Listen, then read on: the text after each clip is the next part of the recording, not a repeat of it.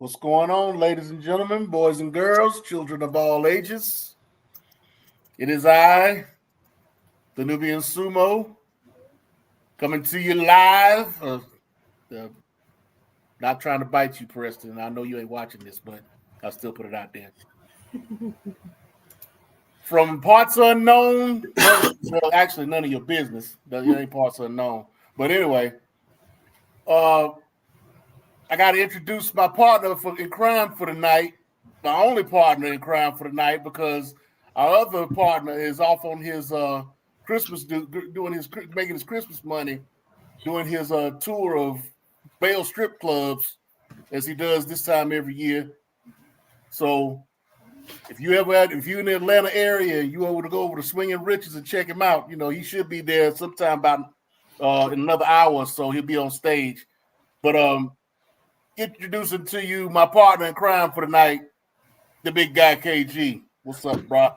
What's happening, man? We may be joined by another for a little bit. The Midnight Rider may pop in for the first segment of the show, but man, is it really a club called Swinging Richard down there? Yep. Wow. Well, I'm not even going to look. I'm not going to go any further than that. Welcome to the Saturday Night Wrestlemaniacs. Only thing we missing tonight is our fur coat, so that's coming. Man, how you feeling, Sumo? I'm doing all right. I got a pot of greens on the stove waiting for me when we get off of here. So, everything's good. Well, let me ask you a question. What kind of meat you put in your greens? Well, I usually go with those like some smoked turkey. I'll probably go with the turkey leg, maybe some necks every now and again. I'm doing something a little different this time. I'm using beef bacon. Beef bacon? Because you don't eat pork. Exactly. Because I was getting ready to say, oh man, you could put some pork neck bone in there, but you don't eat pork. But no, with that smoked turkey neck, and you let that thing cook. Now let me ask you a question. And I know this is the Wrestlemaniacs, but the Wrestlemaniacs are known for having conversations about the food. Now let me ask you this: do you boil your smoked turkey necks or whatever meat do you boil that first before you put your greens in? No, I don't boil. Okay. I brown them first. I get some color on them first. Then I put the broth in. Okay. And that you brown them in. I either brown them in the oven or in my air fryer, depending on how much I have. And then I put it into my broth. I use chicken broth or beef broth, depending on what I want to use, or vegetable broth. Like I said, depending on what I feel like. And then I let it simmer in that first. Then I start putting in your onions, your garlic, your peppers, and all that stuff. Get that going. in the broth, and then you put the greens in at last. And of course, I mean, I'm gonna ask a dumb question. Being the country boy that you are, these are fresh greens we're talking about, correct? Oh yeah. I mean, I'm just asking. Now, I'm not opposed to the bag ones now. I mean, everybody ain't got time to do all that cutting and cleaning. Yeah, that is true. As a matter of fact, tonight I'm using bags. I got a bag of collard greens, I got a bag of kale, and I got a bag of spinach. God damn. I like to mix my greens. See, you like to mix greens? Yeah. See, I got that from a friend of mine from New Orleans. See, during Mardi Gras, they have this thing they call a green stew, where it's traditional during Mardi Gras that you put this stew together. You only use green leafy vegetables, and it has to be an odd number, and you make a stew out of it. Now, see, I'm a big fan of, and we're joined by the Midnight Rider. What's up, Rider? What's up, baby? How y'all doing, man? Good. I'm looking for my eyes because I can't see right now. You joined us on Greens Talk. Now I know I saw that. That's why I jumped in, because I want to hear about this greens thing. Now see, by you jumping in, I'm gonna say this: you're a connoisseur of greens yourself, and you're a connoisseur of good food. What's your go-to meat for your greens? Whoa, the pause. I don't want a black man ask me what's my go-to meat. I just don't know if I need that in my life. But no, honestly, I'm not a cooker of greens, so I always acquiesce to the experts. I try to find people that cook greens and see if they'll just put me something to the side. So KG, I'm gonna let you know now.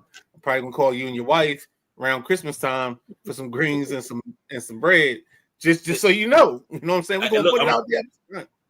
Already prepared, brother. Already prepared. Because greens and some what you call it. When it comes to greens, I've never had a preference. Like I'll eat collard greens, I'll eat mustard greens, I'll eat turnip greens. I have no problem with now spinach. Spinach would probably be really, really low on my totem pole when it comes to greens. I mean, cabbage counts as a green, but spinach would be low on my totem pole. But I'm actually a big cabbage guy. I love cabbage. Like one of the ladies I used to date, she used to do a curry cabbage. Was dope. So shout out to her. We won't say her name. But yeah, we get fried cabbage in this house from time to time. My mom she'll boil cabbage, which is great. You know, you get 2 heads of cabbage, cut them things up, couple pieces of fat back, and let them things boil. But you know, but when it comes to greens, I never had a preference, to be honest. You know, whether it was the collards, whether it was the mustard greens. I mean, we had all of that. If it was on the table, I didn't care what it was. I just ate it. As long as it wasn't spinach, I was good. I think we came up in a time. I'm about like you. I go to collard greens, turnip, whatever. If I had my druthers, I would like to have turnips. I like turnip greens. I like turnip roots, and my dad likes to put rutabaga in his too. So you know, it's you know that I like that, you know. So but yeah, I'm when it comes to greens, you know, like I said, I mix mine, so I get a little some of everything in mine when I do mine. Good flavor there, good flavor. So now we've talked about food, we talked about greens, and then of course, if you tune in tomorrow morning for the Sunday Rise, we'll talk about Sunday dinner. But before we go there, yes, sir. I mean, we got like Thanksgiving coming up. Like, what are you guys doing as your coup de grace? Because you guys don't seem like just basic turkey guys. Like, what is going to be your coup de grace for your Thanksgiving dinner? Shoot, our menu long as hell. Like we try to check things off the menu. Like we got turkey, ham, mac and cheese. Oh, you like what's that pasta? We got greens, beans, tomatoes. Yeah. Season, yeah. Yeah. We got we actually do have string beans on there. Macaroni and cheese, string beans, yams. My mother's making corn pudding. I got to get her the corn for that next week. So she makes me 2 corn puddings a year. She's been doing that every year for the last 22 years. So I get 2 corn puddings every Thanksgiving and every Christmas. Because she had to pick up the other half of that. So I get it. What else do we have? I forget we having for dessert. I got the menu around here, but we supposed to have apple pie, apple tarts, peach cobbler. I think we're supposed to have apple cobbler on it. We got like this long list, man, and we haven't really narrowed it down to everything we're going to do. But yeah, it'll be a run to the market to really take care of some stuff. So now, usually, if I'm on my own, I'll go against anti-turkey for Thanksgiving. I've done fish for Thanksgiving. I've done seafood. I've done lamb. One year I did rabbit. Mm. And I'll get the normal accoutrement. I'll get the mac and cheese. I'll get the greens. I'll probably like bake a sweet potato and do the cinnamon and nutmeg and all that. And I may do a dressing or a stuffing, depending on what you call it. Because I know a lot of people that's supposed to be the debate whether it's actually dressing or stuffing. I've always called it dressing. I've always called it stuffing. See, my thing is, if it's in the turkey, it's stuffing. If it's out the turkey, it's dressing. I just say put that shit in the trash can. Oh, what? Oh, wait a minute. Now, hold on. Now, you was all right until then. Just then. Doug, I'm not I like Thanksgiving to me is probably a little overrated for its food projections. I've done, and this is also because like my parents aren't here, so I don't have that legislation of like it's got to be turkey, it's got to be this, and sometimes I'll go to a friend's house and they'll have a fried turkey or whatever, and I'll deal with it. But if I'm on my own, which I might be this year, I'm probably gonna throw a New York strip on the grill me up some vegetables, and call it a day. And that's gonna be my Thanksgiving dinner. Everybody got their own way of doing it. You know what I'm saying? This year I'll be with my parents this year. This is the first Thanksgiving that I've been with my parents in over a decade. Because I usually do Christmas with them. We're always doing something for Thanksgiving, so elsewhere. So I'll come home for Christmas, and that'll be the 9-meat dinner for Christmas. But as far as Thanksgiving, it is what it is. But I'm coming home. They're talking about cooking for Thanksgiving, so I'm gonna come home this time and take some time to be with them for Thanksgiving this year. So they're gonna do it like they always do. We're gonna at least have a ham, right? Which they will enjoy, which I'm sure they will enjoy, and there's going to be a turkey. They might throw in some oxtails, which is usually the holiday thing for us, is to do oxtail, and all the regular stuff. My mom's already working on the dressing. My dad's already getting potato salad ready for multiple people because he's known for his potato salad. And we'll have family sporadically coming in and out of the house, whatever. But it'll be cool. It'll be a good time. Hey man, you start. I forgot about potato salad. Potato salad is a must-have. That is a must. Oh yeah, see what a lot of people don't realize about the potato salad.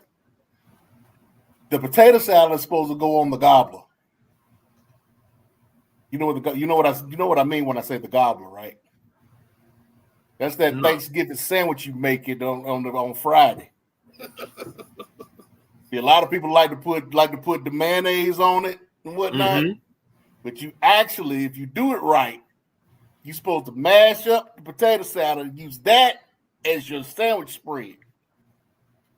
And then add the cranberry sauce to it with the dressing and a little bit of mac and cheese and the turkey, and start watching the game. Yeah, Thanksgiving probably ain't my best holiday from the way this is sounding here. That's because you don't know how to do it right. No, because I don't like a lot of that stuff. So yeah, maybe it's I don't do it right, but I think partially is because my premonitions and my preferences aren't on the same page as you guys. Now see, just say you bougie. Just say you bougie and get it over with. We used to do.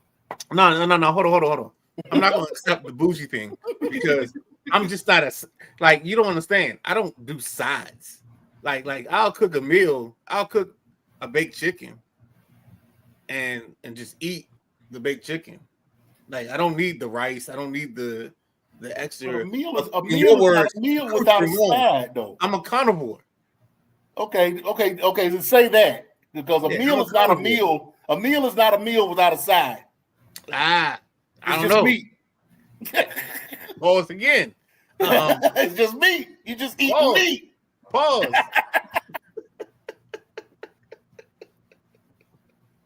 Go ahead. All right. Let's get into this show real quick.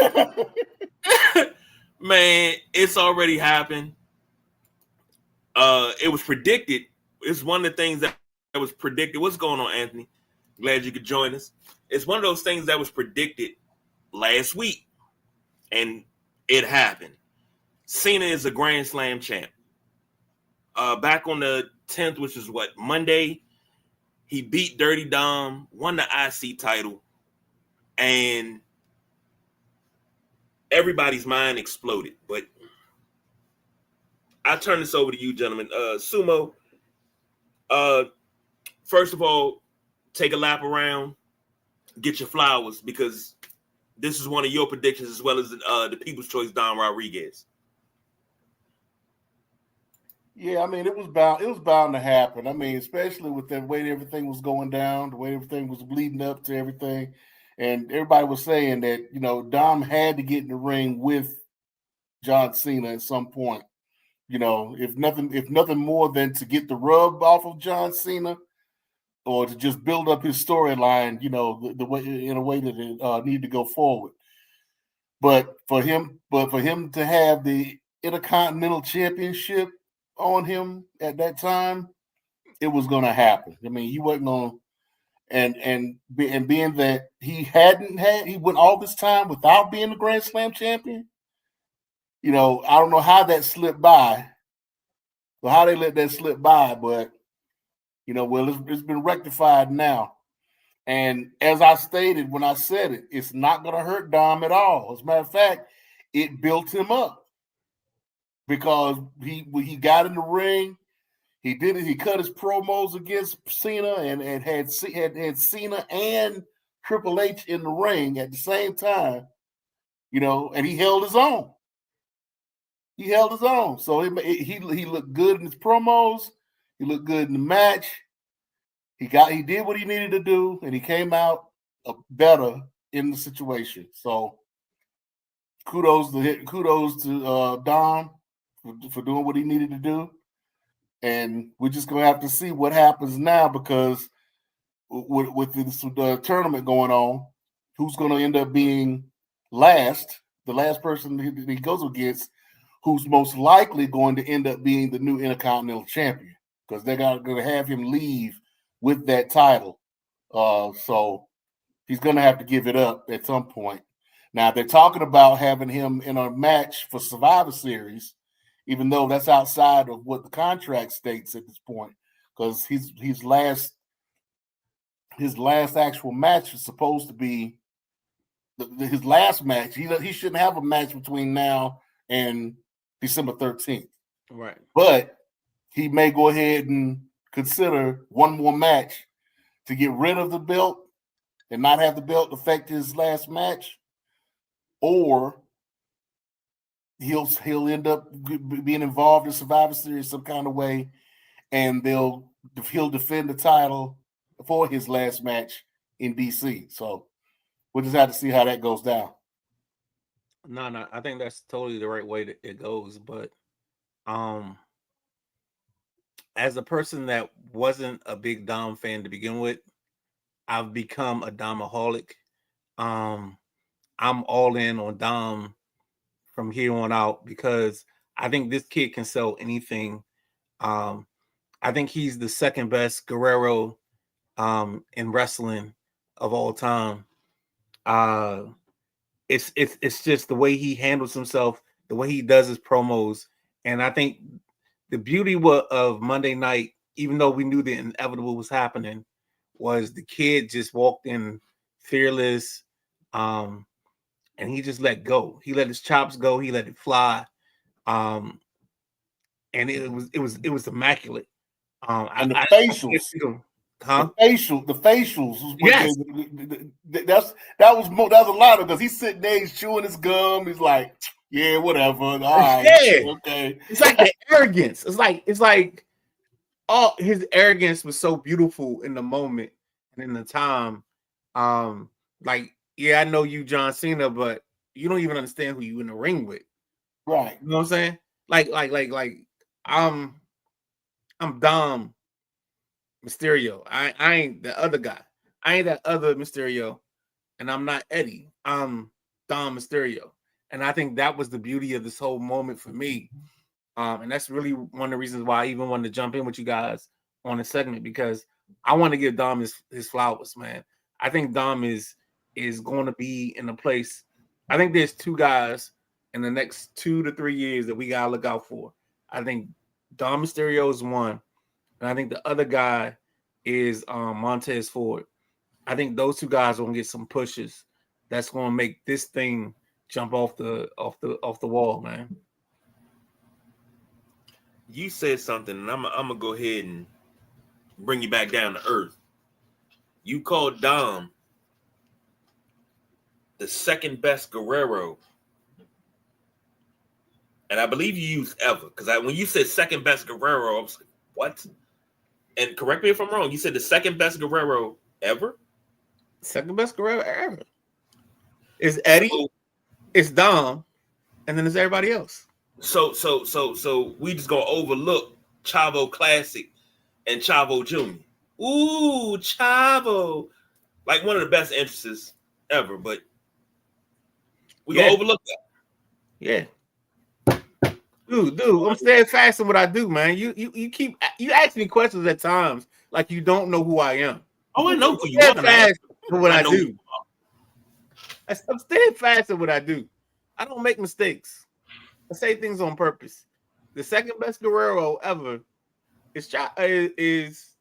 Dom Mysterio is the second best Guerrero ever.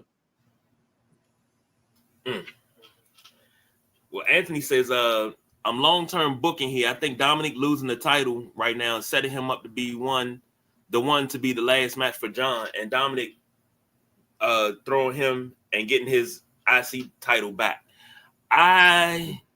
I think he would go out with a bigger bang than Dom. So that's just my thought. My personal preference would be another match with AJ. And they just do it again the same way they did it the last time.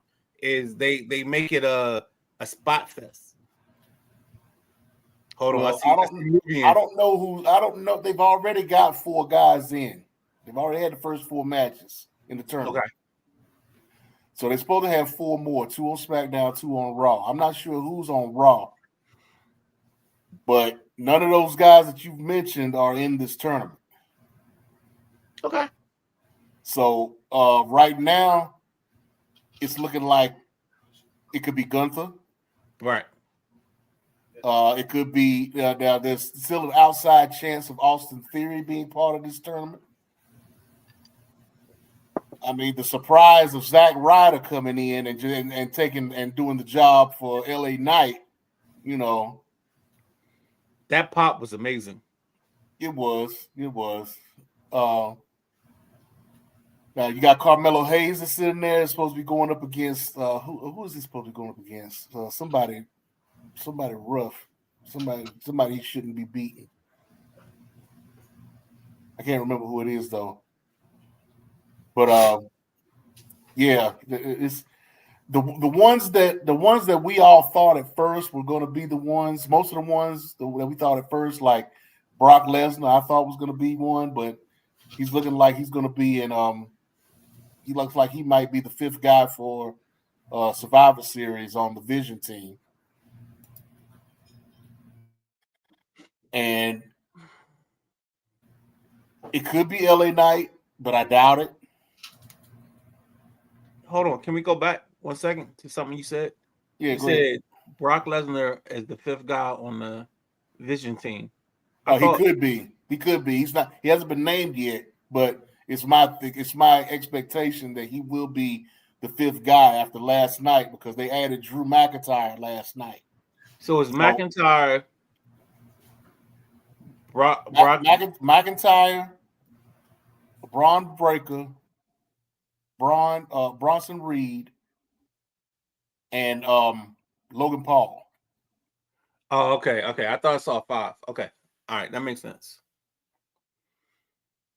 So then, okay, so all right, that makes sense. All right, sorry, I didn't mean to interrupt you. I just couldn't figure out. I thought I saw 5 in the ring the other night. Well, you did see 5. Heyman was in there. Got you. Okay, that's what threw me off. Yeah, I apologize for the interruption. Go ahead, man. Oh no, you good. So no, we it's still up in the air as to who they talking about. Now we were talking about Edge being part of it, but everybody's saying, Edge is still signed with AEW, and we don't know if they're gonna if the Tony Khan is gonna let him get involved in something like that. There's still Jericho that's in the Chris Jericho that's maybe it could be part of it, because he's apparently within the last couple of days it's been said that he's actually signed back to WWE. Okay. So we'll have to see about that as well. But yeah, it's up in the air. They could go in so many directions with who's going to be the last guy to face Cena, and nobody's even talking about the fact that it could be a 3-way. It could be a 4-way. It could be. They could do a multiple. They could end up doing a 6-man tag team match and include him in it and have everybody that he wants in it. But I think this whatever this last match is going to be a fan match. Yeah, I don't think they're not going to put Obafemi in this. They're not going to involve him in this because they're concentrating on giving him his last matches to move him to the main roster. So he just came back here last Tuesday and is looking to get involved with the Trick Williams, Ricky. I was going to say Ricky Smiley. I know Ricky Saints storyline. Yeah. To get him over to the main roster. So, but yeah, Obafemi. If he goes to the main roster, as long as he don't bring that sissified bop with him, he all right with me. And he can drop that accent at Full Sail too in Orlando if he wants to too. So he got one of those Kofi Kingston Jamaican accents. Yup. Now he is Nigerian, but he doesn't have that accent because when he was in when they still had the Level Up show, that's where he started out in Level Up before he got to NXT, and he had no accent in Level Up. He didn't get the accent until he got to NXT. Hey, you gotta do what you gotta do, man. Yeah, well, if Kofi eventually dropped his. Anthony said in my honest opinion, I feel that Dominic arrogance and overconfidence cost him the title because he said nobody could beat him on the roster. I don't think so. We're missing kayfabe here in this conversation. Like the whole point of his over arrogance is he is an over arrogant person, and like the beauty of Dom and why I love Dom so much is he loves Dom so much. You know what? I'm gonna digress for a second, and I'll say it this way: the Midnight Rider feels like Dom should be able to go into what he's doing because the Midnight Rider understands what it's like to be a person like Dom, where you have to figure out your space and time. You know, the Midnight Rider is just one man, and so is Dom Mysterio. So that's how I see it. Well, if we're gonna talk about Cena in his last match, I know Jericho name was thrown around, AJ Styles, Gunther. I don't think him and Gunther would be a good final match. No, I don't think that would be that wouldn't have you on the edge of your seat. Because what I'm curious about, it don't matter who it is. I'm more curious, is he going to go out looking at the lights, or is he going to go out on top? No, I think he has to go on his back. Well, again, it depends on whether or not he has that belt. If he goes in with the belt, then he's going out on his back, guaranteed. Right. If he goes in without the belt, it's 50-50, depending on who he's wrestling. I'll give you that.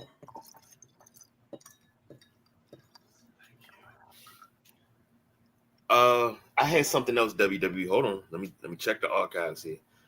But Anthony said, I'm staying away from Jericho. The guy past his prime. Have you seen his last match in AEW? How badly out of shape? Still talking about Jericho being out of shape, but Jericho still brings people to the table, man.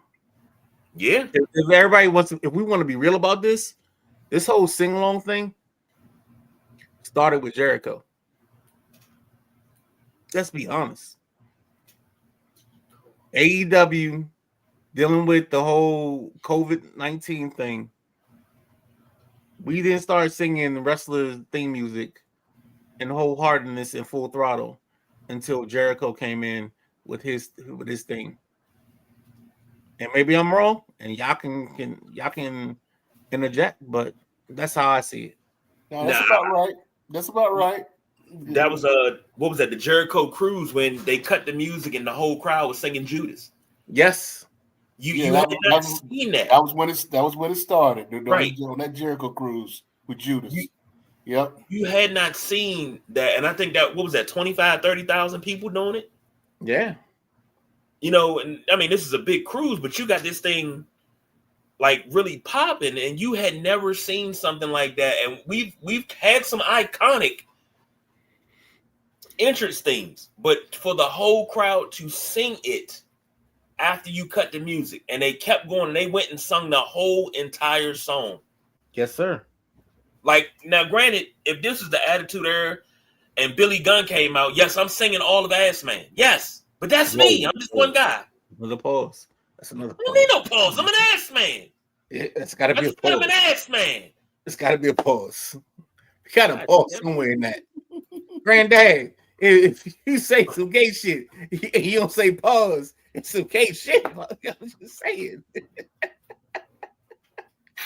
I mean, I don't mean to quote Riley Freeman. Is that Riley Freeman, or is it the other one? It had to be. But something like that, it had to be Riley. That was Riley. Riley. Hey, Granddad, you just can't say gay shit and not say pause. You know what I'm saying? You got to say pause. I'm sorry, yo. It's Saturday night.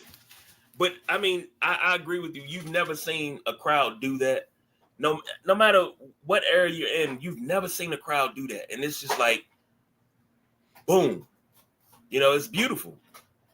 So we had the talk along era where, like, you know, they would talk somebody's intro, but nobody ever sung it until Jericho. That's true. And I'm gonna be very biased because if you don't know, I'm a Jericho-holic through in and throughout. So You can never say anything bad about Jericho in front of me. Anthony said, do you think they can turn Dom into either Latino Heat or light heating steel Eddie down the road? I think Dom's official move is going to be to a face, but they got to figure that out and work him into that. But because of the way he turned the heat of the crowd booing him the whole time and him not being able to talk into him being able to talk, I think that puts him over more than other superstars. So I think he'll get like either an intercontinental title reign, a U.S. title reign, until they feel like he can handle the championship. And that might not be too far in the future. I'll say this: I don't think he'll ever reach Latino Heat status. I don't think he'll ever reach that, because we talking now. When it was him and Rhea, you had that vibe, but he'll never reach Latino Heat status. Like, that's hollow ground. Dude, do you understand what he just overcame? I don't know about that, man. Go ahead, and Subo. He can reach his Latino Heat status in his own way. Exactly. Because think about it. Well, he starts with Rhea. Mm-hmm. He goes to Liv. Yes. It's potentially happening that he might go to Roxanne. Well, so I mean, he's been switching them out here ever since he got on the main roster. He started this run. So he's been switching them out left, right, and sideways. So he could do his own Latino Heat thing in his own way. Now, him going face, I don't think he can go completely face. He'd be like a tweener, kind of like a Stone Cold. You know, where he still got that little edge to him, but he's light. And then when he starts turning and he needs to turn again, and the crowd starts going up against him, he ain't got to do nothing but turn that heat up like maybe 2 or 3 notches, and he's back to where he needs to be. He ain't got to go from 1 to 10. He can stay around 5 or 6 and whatnot and be cool. You know what I'm saying? Talk to him. Or like the kids like to say, 6 or 7. 6'7", 6'7", baby. 7. You know, I had to get that in. No, I totally agree with Sumo, man. I feel like it may not be a complete baby face, but I think it's gonna be enough, because I think we're in the era of wrestling where face and heel has been a point that there's a commiseration between the two, where we find ground comfortable with somebody being a face and a heel at the same time. It just depends on your relationship with that person.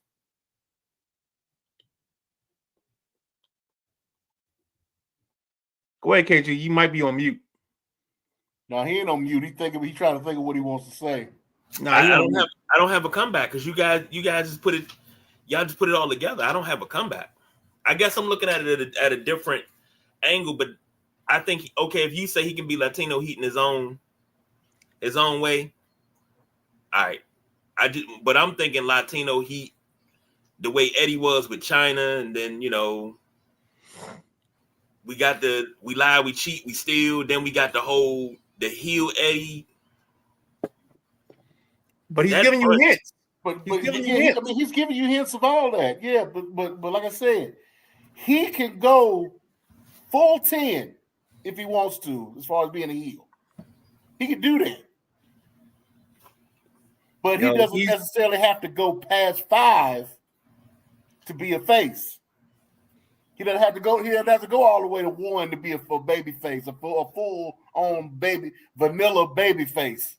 He doesn't have to do that. Now, if he wants to don the mask, then he can go full baby face. I think he stays without the mask. I think he goes to, what you say, 5 or 4. I think he goes right there, and he lives in that range, because he's gotten enough love from the crowd where he's not getting drowned out by booze anymore. And even when he's getting drowned out by booze, the booze were enough to establish him as the person he was. Right. And they accepted it. And then you gave the homage to Eddie in the match with Cena the other night with the chair in the middle of the ring. And they both look at each other with the wink. Like, they've given flowers to Eddie in this whole thing. Yeah, he give flowers to Eddie all the time. Yeah. But let me give you this example as to what I'm talking about. When I say if he dons the mask, right? So Jushin Thunder Liger, right? Jushin Thunder Liger is the biggest babyface in Japanese wrestling. You know, his whole character is based off of a cartoon character, a superhero. So he's never really been most of his career. He was never really a heel or a bad guy in any kind of way. He was beloved by everybody. But then one match, he kirked out, pulled off his mask, tore off half of his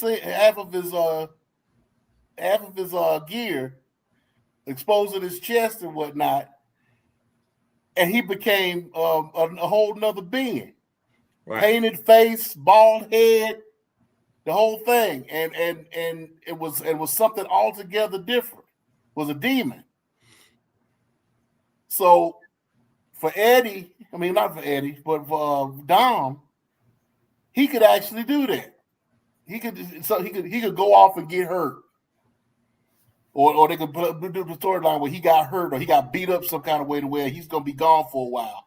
And then all of a sudden you see Rey Mysterio the III show up. Hey, KG. It's something burning my biscuits. Gotcha. And it's Anthony's comments about Jericho. Oh.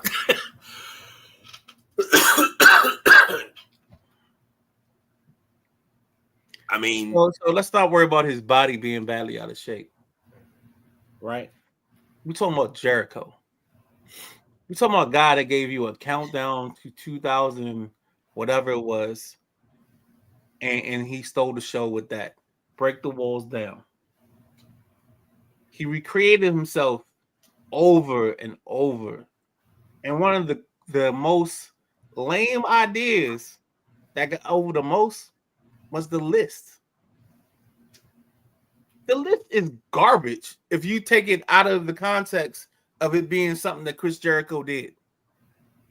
If we just put it for face value, the list stinks.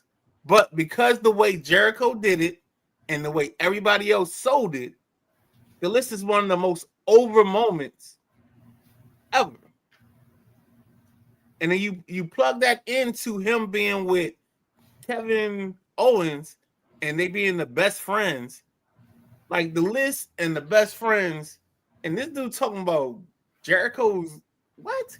Who cares about his body? We talking about business. We talking about standing on business.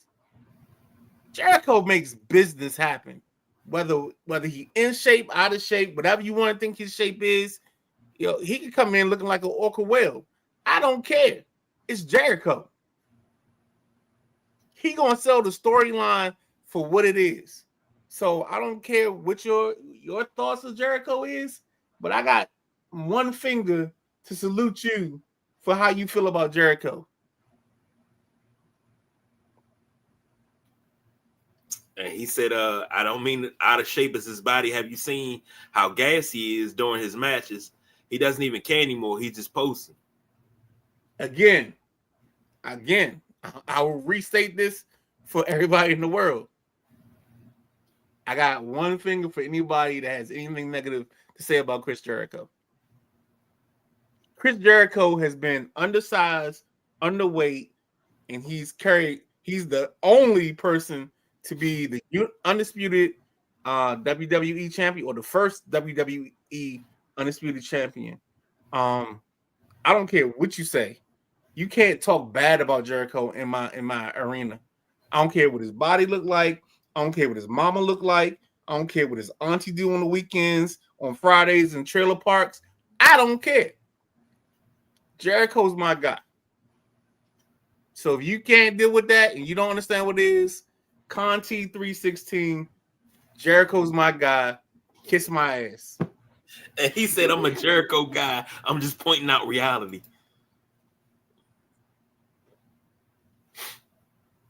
Okay. That's all I got. I'm sorry. I didn't mean to go on a rant, but I'm sorry. Yeah. I love it. I got no problem with it. It's the home of the Saturday Night Wrestlemaniacs here on the Sideline Junkies Podcast Network, where you will get a rant. Huh? Oh, there's another one coming. Oh, it's plenty. It's gonna be plenty coming. You're gonna get a rant or two or definitely, it's definitely another one coming if we get to that. If we get to that part of the show. Where are we out in the banners? Because oh, okay. You get ready to hit the PWI. All right. Hey guys. Women's 250. No, I'm good. I'm gonna get out of here now. Well, I thank y'all for having me. No, before you go. Okay. Number one, it's always great having you here on Saturday night. That's number one. Yeah. Number two, I'll see you in the morning at 11 for the Sunday Rise at 11 a.m. live right here on Facebook, YouTube, and Instagram.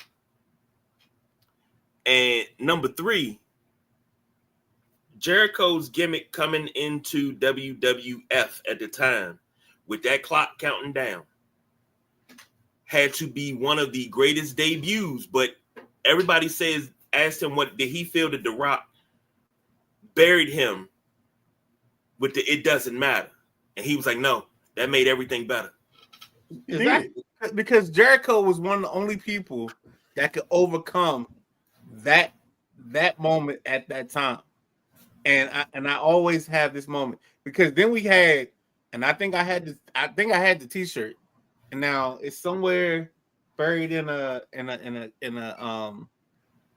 somewhere in the closet somewhere or in a trunk somewhere in a dive, but I had the Raw is Jericho T-shirt. I was Raw. I tell anybody I'm the biggest Chris Jericho fan, or one of the biggest Jericho fans there is. He looks so small. I'm sorry. I'm just admiring myself. It's hard work being this pretty, man. Prettiest man in the Sideline Junkies network. You know what I'm saying? Well, that's nah, it's okay. That's your opinion. No, it's not. It's the truth. It's the facts. But I don't want to step on nobody's toes. I'm gonna leave out on that. I'm just a sexy boy. Ooh boy. I'll talk to you guys later. Hit your PWI Women's Top 250, man. I'll see y'all, man. We'll see you in the morning. All right. That, ladies and gentlemen, the Midnight Rider, the hardest working man in podcast land. He is the James Browner podcast. You can catch him on every show, damn near every show on the network. So, Sumo, PWI Top 250. Yeah, it's gonna be a rant, but go ahead. I'm gonna let you go ahead and take that. Well, we did the top 500 for PWI a couple of weeks ago. Was it last week? Was it last week? It was last week. Okay. And we went over that a little bit. And since then, they've put out the top 250 women in professional wrestling. Now, if I'm not mistaken, we probably need to see if you could pull up that top 500 and see who the first woman was on that list, if you don't mind. I just want to make a comparison here.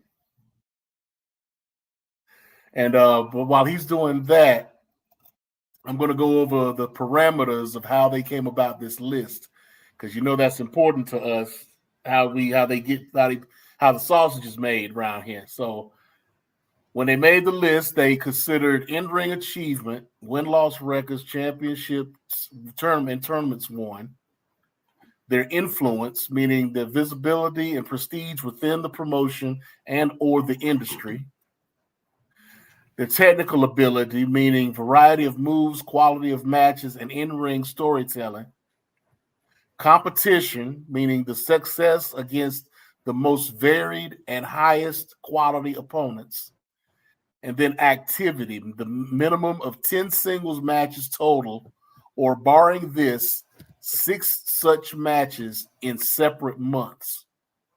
And this is evaluated between October 1st of 2024 and September 30th of this year. So, were you able to find the list, 500? Yep, I'm looking at the 500 now, and I'm through the first top 10. No ladies. I think you got to go down to about the top between 20 and 30, I believe.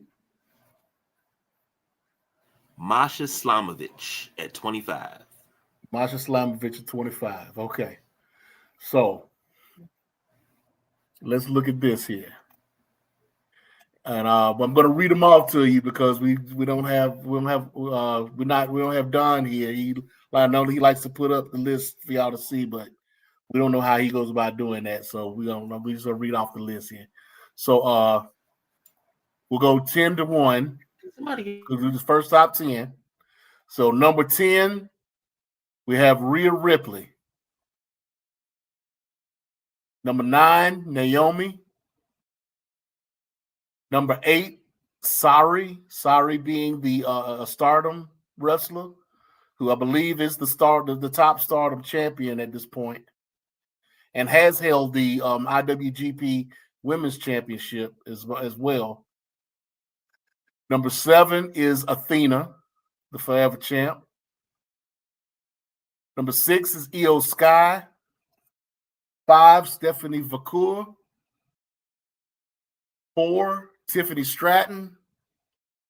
3, Saya Kamatani, who is also Stardom and has held numerous titles within Stardom. Number 2, Timeless Toni Storm. And number 1, Mercedes Moné.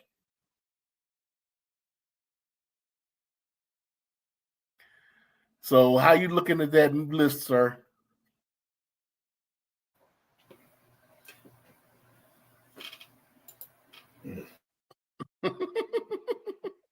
You're on mute.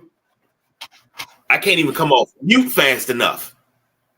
That's the problem. I can't even come off mute fast enough.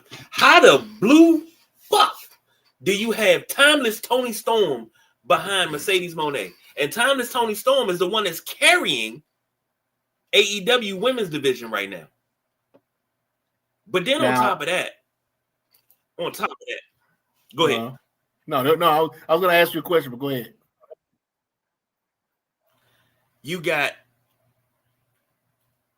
Tiffany Stratton at 4 over Athena, who should be top 3. Rhea Ripley 10. I like this right here. Come on now. This right here ain't where it's at. Like, nah, man. Y'all got me messed up with this, boo. Y'all got me all the way messed up. Like, y'all got me so messed up so bad. I got the hardwire the daggone computer that y'all got me messed up so bad. Okay, so let's see. Let's look at 20 through 11. So at number 20, you got Blake Monroe. 19 is Mizuki, which is a Japanese wrestler. Number 18, Mayu Iwatani, who is former IWGP Women's World Champion. 17, Jordan Grace. 16, Chris Statlander. 15, Laya Valkyria. 14, Starlight Kid, another Stardom wrestler. 13, Nia Jax. 12, Liv Morgan. 11, JC Jane.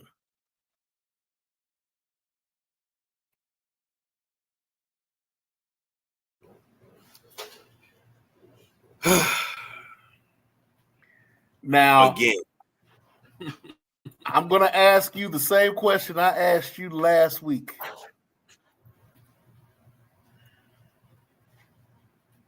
Who's missing? Out of the 20 that I've named so far, who's missing from both lists right now? Bianca Belair. Bianca Belair is number 56 on this list.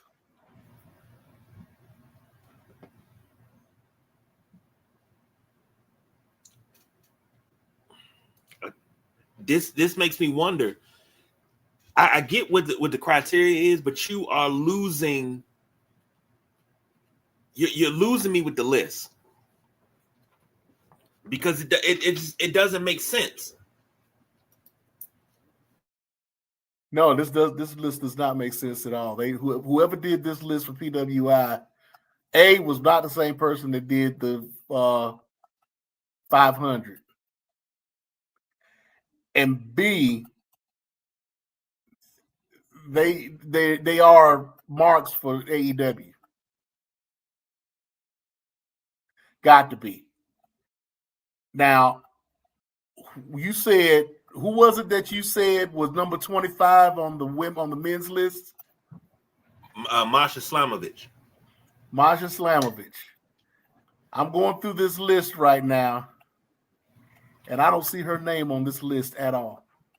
But you made the 500. Come on now. But she made the 500 for the overall.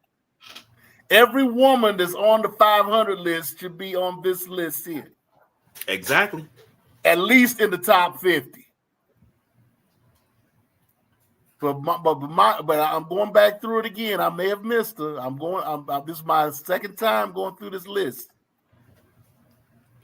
while I've been with y'all, and I've looked prior to coming on the show today, and I do not see Masha Slamovich on this list at all, which lets you know how inconsistent these lists are.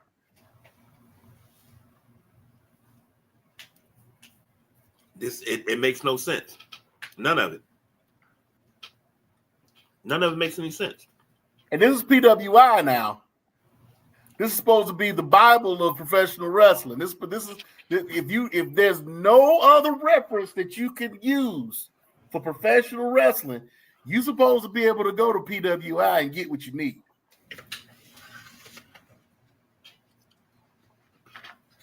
You're supposed to be, but this is horseshit.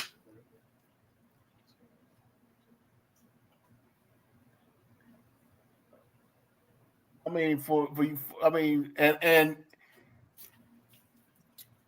do you think it's the fact that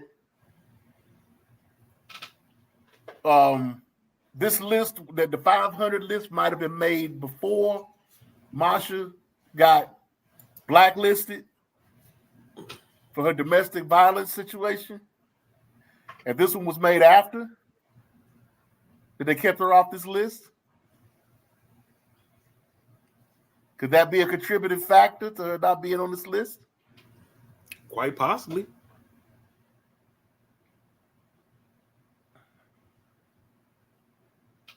I mean, this is something else. I mean, this is beyond me.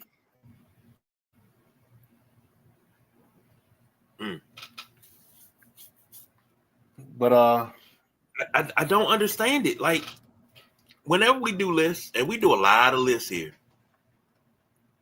Bianca Belair being so far down, and I'm just looking at the WWE and the AEW names that I'm seeing. Jade Cargill's 53.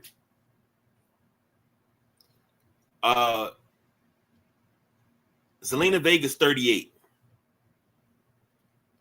Charlotte Flair's 29. Charlotte Flair spent most of the fucking year out. Chelsea Green, 28. Willow Nightingale, 27. Like, how do you have Charlotte Flair ahead of Jade Cargill and Bianca Belair? I'll never understand. Jada Parker, 63. Bailey, 70. Natalia, 74. Who else? Let me see. I'm just picking out names that's popping out to me. Indy Hartwell, 91. Tessa Blanchard. You talk about blackball. Tessa Blanchard's 92. When the fuck did she do anything in the last year? What has she done? He hasn't really done too much. I mean, she's been on TNA television, but she hasn't had too many matches. She's been doing that storyline with the former Alicia Fox. I can't remember Victoria Crawford.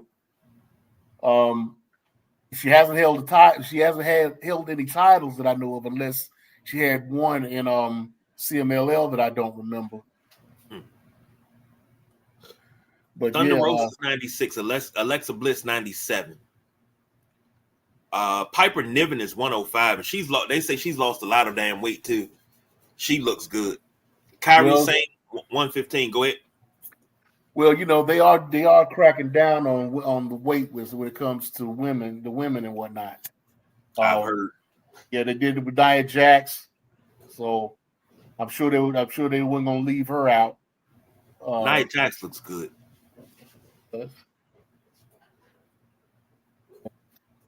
Nyla Rose 134. All right, we getting in. Meechin 160. Shayna Baszler 162. Jesus. Oh, look, 123. Mila Moore. Who? You know who Mila Moore is? No. Mila Moore, if I'm not mistaken, just debuted on TNA last night. She's the former Jasmine Nix from NXT, Fatal Attraction. Wow. Did nothing in NXT. She was the lackey on that 3-woman squad. Now I scrolled to the bottom, and I was like, "Who's last?" Okay. Then I was like, irrelevant. Yeah. Then I look at 243. Nikki Blackheart at 243. Taya Valkyrie at 238. What?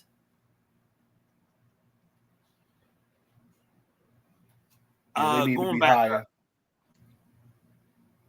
I'm just looking to see what jumps out to me. And it's like, are you serious? Viva Van at 230. Yeah. Viva Van held 6 titles at one time before Mercedes Moné had her first one in AEW. So, I mean, I don't know why she's that far down on this list like this. Shotzi Blackheart, 178. Candice LeRae, 170. Like, what? I don't understand. Hold on, I just seen Flamer. Geez, what number? She was up there, but not Flamer, and La Catalina, both from what's the name? I can't believe I can't remember the name of the faction. But anyway, both of them on this list, and not La Hiedra. Wow. Which is the third member of that team, that faction.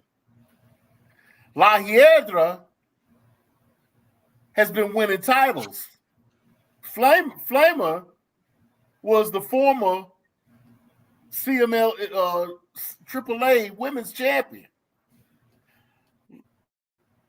La Catalina hadn't been winning no belts. So why is it La Hiedra on this list?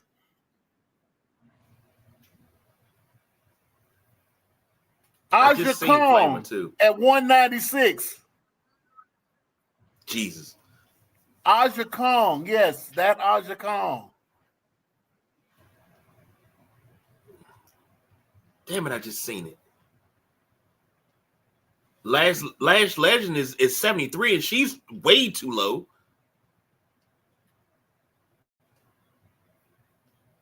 I know she on this list. I can't find her right now. I can't find her because I'm looking for her.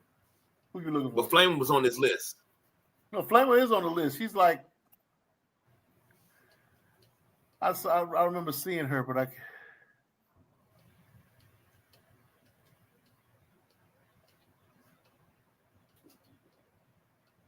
where is she? It's just a lot of 49. Like 49? 49, right up under Lola Vice. Yep. 49. 49. Hell, Red Velvet. Red Velvet probably shouldn't be that high. She was out for a lot of that time frame.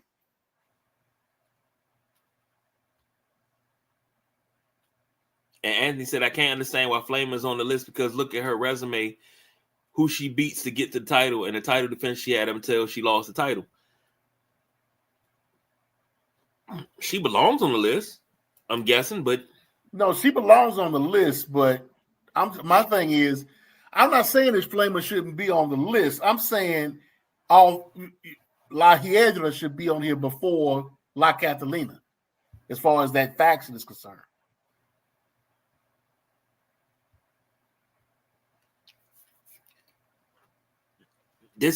Why is it always the women's list that they mess up? The men's list they kind of sort of to get right, then the 500 list they kind of sort of get right.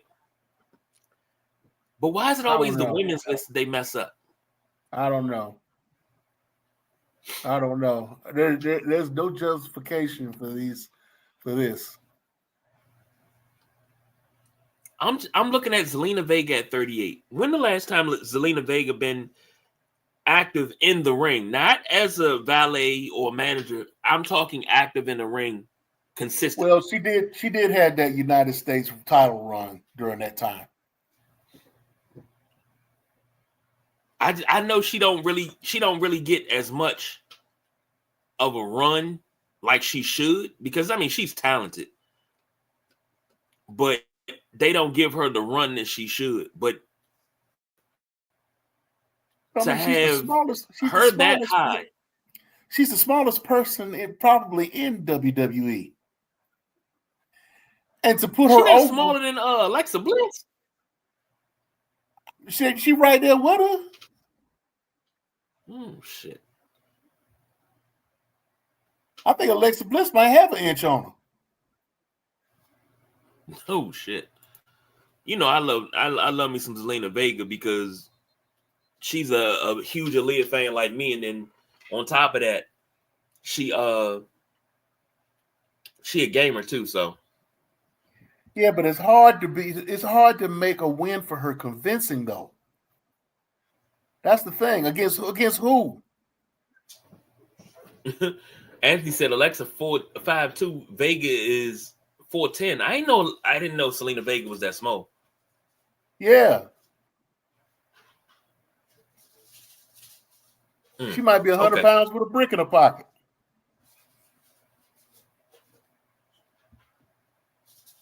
No knock on Zelina Vega, though. I mean, it is what it is, though.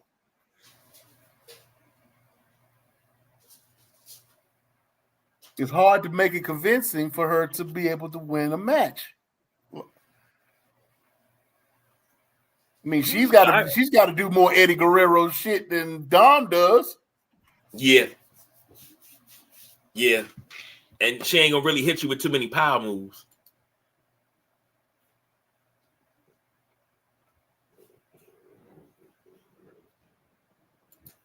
And Anthony said, no, she should be higher and she should be above freaking Mercedes. Mercedes is only getting the number one spot because of her damn belt collector bullshit. Mercedes shouldn't be the number one on this list in the first place.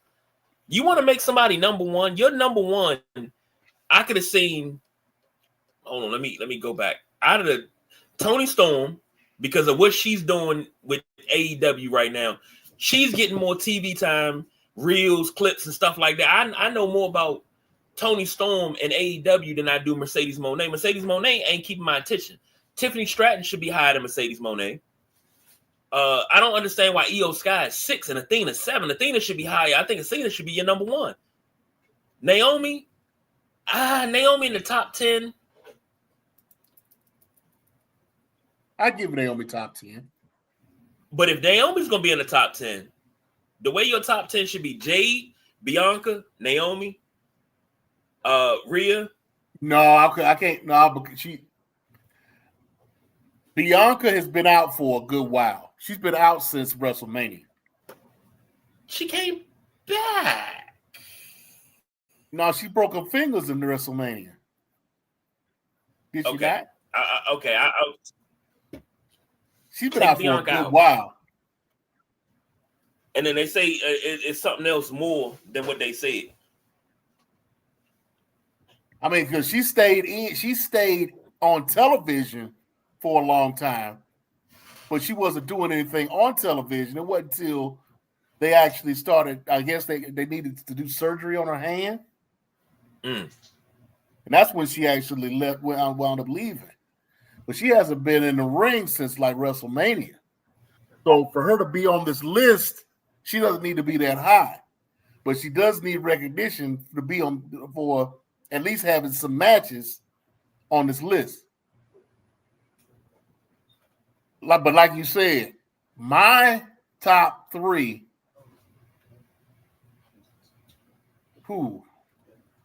My top 3 would probably be Toni Storm, Athena, and Stephanie Vacour. I got no beef with that. I mean, Stephanie Vacour won 4 belts in her first year in WWE. That's unheard of. And he said, I think what hurts Athena a little bit is because our Ring of Honor is not on television. You only see it through highlights on their channel or through illegal streaming. Ring of Honor. Sir, Mr. Anthony, sir, that would be about 75% of this list by your theory. Because look at this list. Look at this list and tell me. Look at this list and tell me. And tell me how many people on this list are actually getting television time that you see on a regular basis.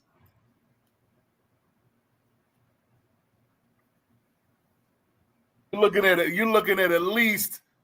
Okay, 75 might be pushing it. I'll say 60. 60% of this list is outside of AEW and WWE.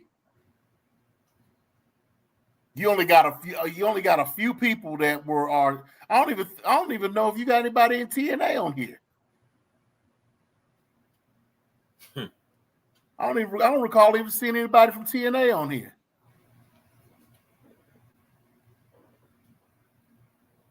Danny Luna is one.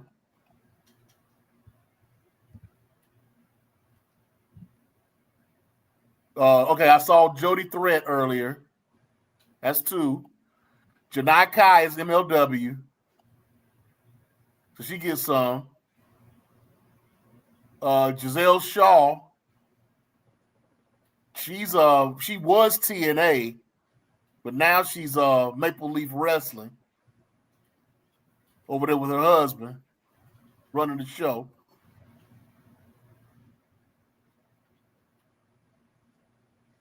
Who else?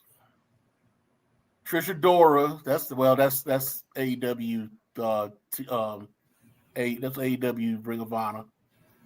Tessa Blanchard's TNA.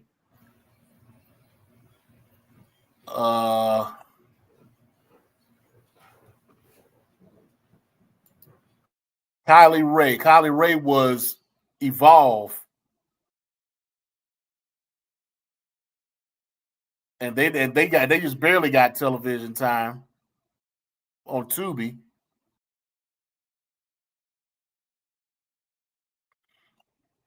So there are some on here, but like you said, it's a lot of folks on this list that don't get regular television time or any at all.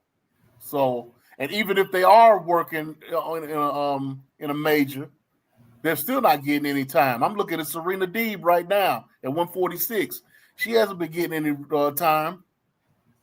She's supposed to be in that tournament for the Ring of Honor Women's Pure Championship, and they've been stretching that tournament out for some reason for months. They've been pushing the Deonna Purrazzo and Trisha Dora match for at least 2 months. Deonna Purrazzo, they let her fall off. Is she on here? Yeah, she on there.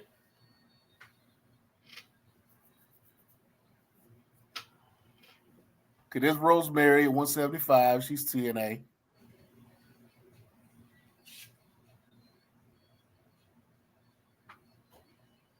Haley J at 187. That's ironic. I don't know if y'all know who Haley J is, but she calls herself Hollywood Haley J. If you go on Netflix, there is a limited series about wrestling called The Wrestlers, and it basically is in backstage and talking about Ohio Valley wrestling with Al Snow and whatnot, and it focuses mostly around Haley J and her mother being backstage producer for Ohio Valley, and also a wrestler and a manager on the card, on the roster. Now, Haley J has been getting a lot of publicity because Haley J is also part of that slap fight promotion with what's his name? UFC. Dana White. So I mean, she should probably be a little higher. I would put her above 150. I would put her that low because she's got a name. She's been making a name for herself.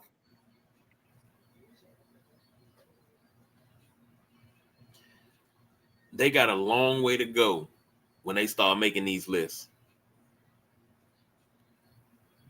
They need to put more thought into these lists and make them more consistent. Is what it is. So I mean, it's just all over the place. They need to take it from the parameters that they're putting down as to why they're making these lists. They're not consistent to what they're saying. And it's also somebody that is not watching wrestling as a whole, as opposed to hearing or seeing some names to throw on this list.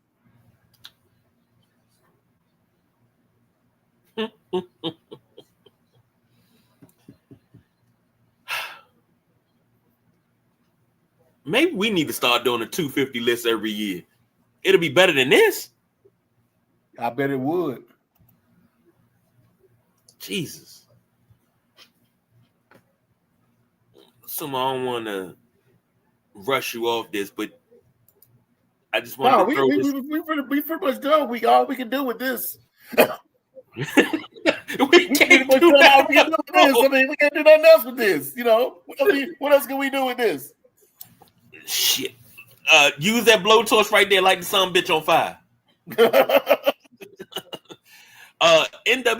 New Japan Pro Wrestling, Wrestle Kingdom. Hit me off.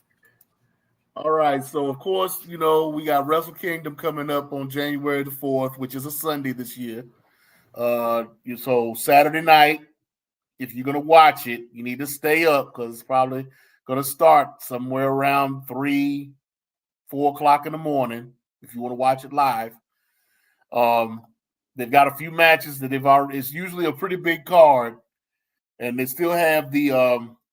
They've just finished the World Junior Tag League tournament, so they know who the they're pretty much putting together who's going to be the Junior Tag Team Championship match, and they've already started the World Tag League, which is the heavyweight tag title tournament, to determine who's going to go against the world tag champions on at the show. So they're that won't end until sometime next month. But right now, as it stands, you have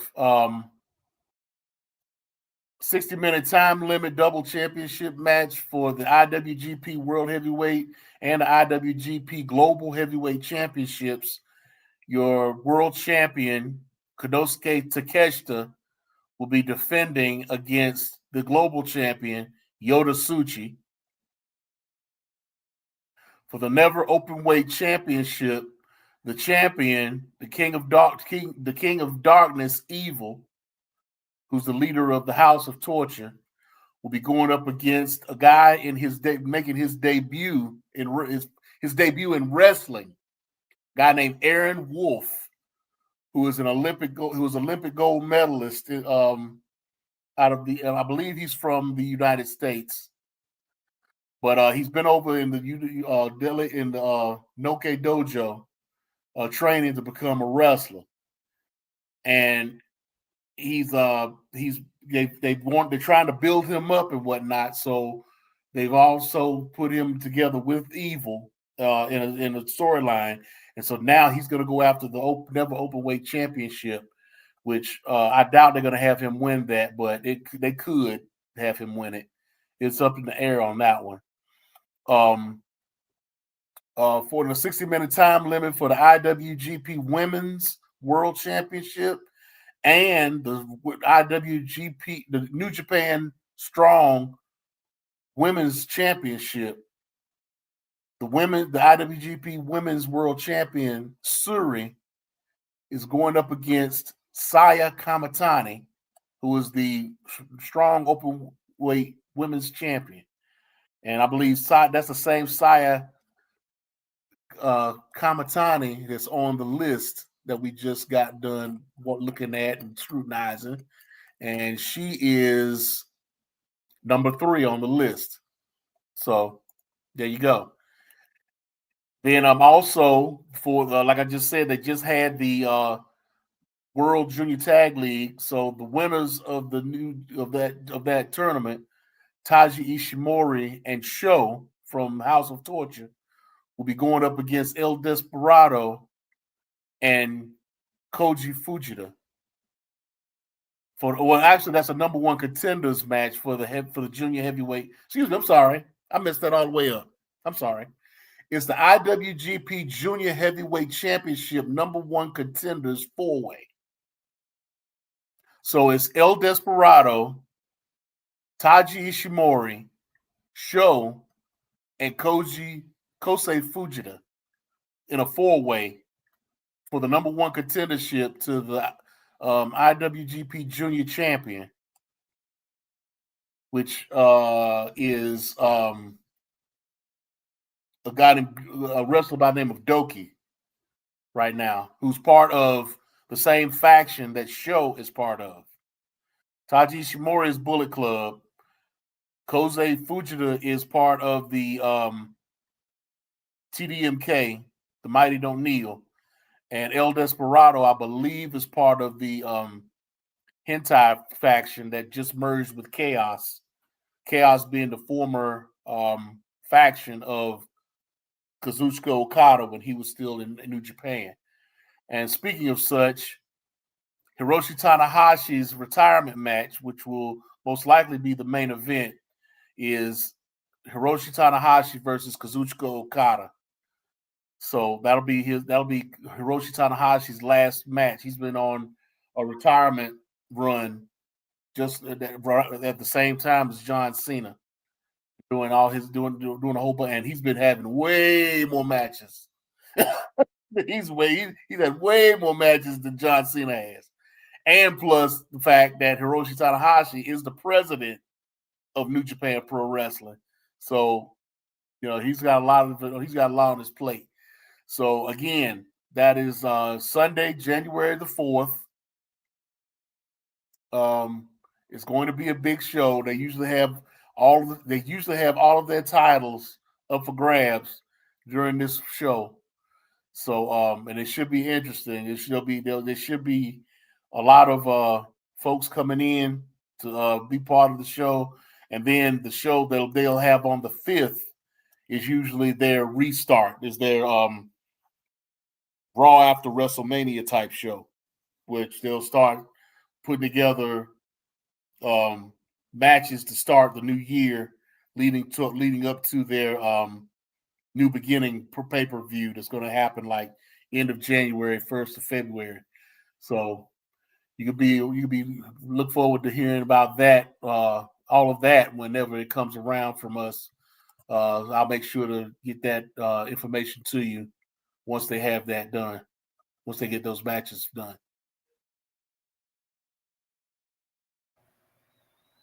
All right. Anthony said, Sumo, do you agree with people when they say Tanahashi is basically the John Cena of New Japan, or would you say more of a Hogan? And when Okada was in New Japan, he was John Cena. I actually agree with the comparison to Tanahashi and Cena, because when Tanahashi wound up getting the belt, the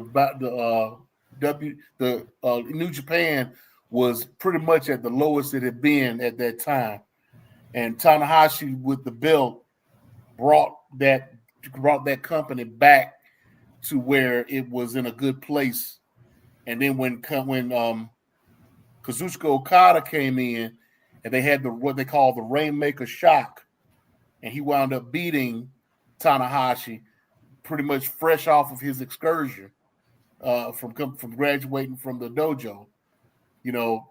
They compare Okada more to Randy Orton because of him being so young and getting the title the way he did, and at the age that he got it. So yeah, I do agree with the Tanahashi John Cena comparison. And he asked the question, KG and Sumo, and you guys' opinion, is there anybody on either NXT or WWE main roster you think would benefit from a gimmick change similar to what you would see with Moxley and AEW?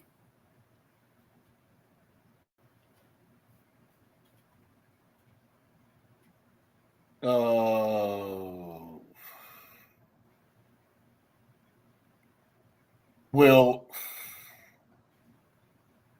it's kind of hard to say. You do have a few folks that are in transition right now. Like you got the El Grande Americanos, pretty much, that are doing pretty decent work under the masks. For those that don't know, that's Kaiser. I keep wanting to say Kaiser Sose, but it's not Kaiser Sose. Ludwig Kaiser, Pete Dunne, and what's the other guy's name? Pete Dunne's tag partner. I can't think of his name right now. Former UK champion, former tag champion with British Strong Style. God, I can't think of his name right now. Anyway, but yeah, Ridge Holland could have probably used one before he got cut.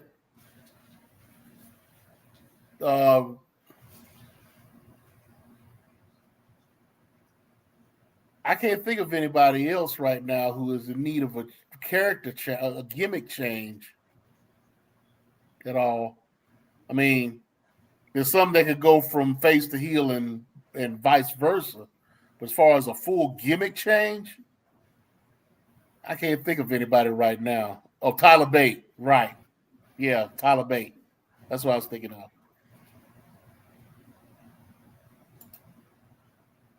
Now, here's something that I didn't know. Please explain this to me. You said Cody Rhodes lawsuit. What we got? Okay, so story goes that back when before Cody got with AEW and he was in New Japan and Ring of Honor and TNA and all these different places, Cody was looking for he wanted to have a moniker because everybody he was involved with in Bullet Club had pretty much had a moniker. You know, Kenny Omega was the cleaner, and Bad Luck Fale was the underboss, and Taiji Ishimori was the Bone Soldier, and whatever. Everybody pretty much had their own moniker. So he wanted to come up with a moniker of his own. So he went back to his brother, Dustin, who actually used the American Nightmare name back in WCW during a feud that he was having with Terry Funk and a few others back I think it was around 99, early 2000, something like that. So now at the time when this happened, there was a guy by the name of Wesley. Let me make sure I get his name right. Wesley. Where is it? Isold, Wesley Isold, IESOLD, who was part of a alt rock heavy metal type band. But the band that he had before that band was called American Nightmare. So he had the trademark, he had the copyright to that name. Now, once he found out that Cody started using the trademark, he sued Cody for $300,000. Now, Cody, being that the guy was a wrestling fan, he was like, well, I don't really want to sue you. I just want to work something out. I just want to get your attention so I can work something out with you. So they agreed that Cody would give him $30,000 for damages. And he would give Cody the rights to use the name The American Nightmare under certain conditions. The conditions were that he could use you could use it on shirts and merchandise and all that stuff, but he had to also use his name with the moniker. So the shirt had to say The American Nightmare Cody Rhodes. And the shirt, the American Nightmare had to be like 75% of the shirt. So it had the name American Nightmare had to be bigger than Cody's name or whatever symbol. And then come to find out through the court records, the American Nightmare symbol that he uses, the skull with the wings, is an offshoot of the American Nightmare logo that Isold used for the band. That was part of the lawsuit for using the trademark. So that's where the logo came from. So he gets into AEW, they're making shirts. He gets into WWE, they're making merch. They're not going by the lawsuit. They're not going by the agreement. They're making shirts with just American Nightmare on it. So then he sues them. So after a while, he's like, I guess you don't think fat meat greasy. You don't think Rich's groceries. So I got to slap you on the wrist again. So he sued him again for $900,000. And so now they've come up with a settlement here recently. The settlement terms were not disclosed, but I believe that he's still able to use the American Nightmare moniker. Because that gives him just as much. That gives ISO just as much credence or recognition as it does Cody, because now that everybody knows, who's this American Nightmare band and are they any good? Or let me listen to some of their music. So whatever the case may be. So now, turn around. All this has happened. The settlement kit is gone. It has been made, and you got Dustin comes out of nowhere, talking about nobody knows who Wesley is, but everybody knows who my brother is.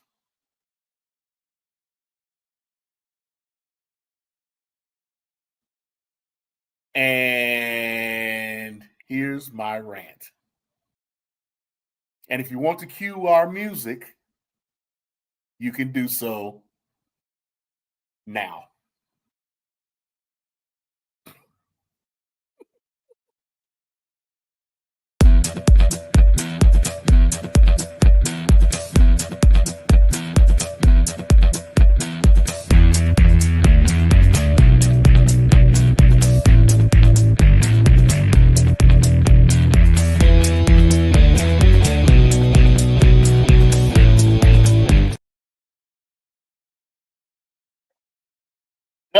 Dustin.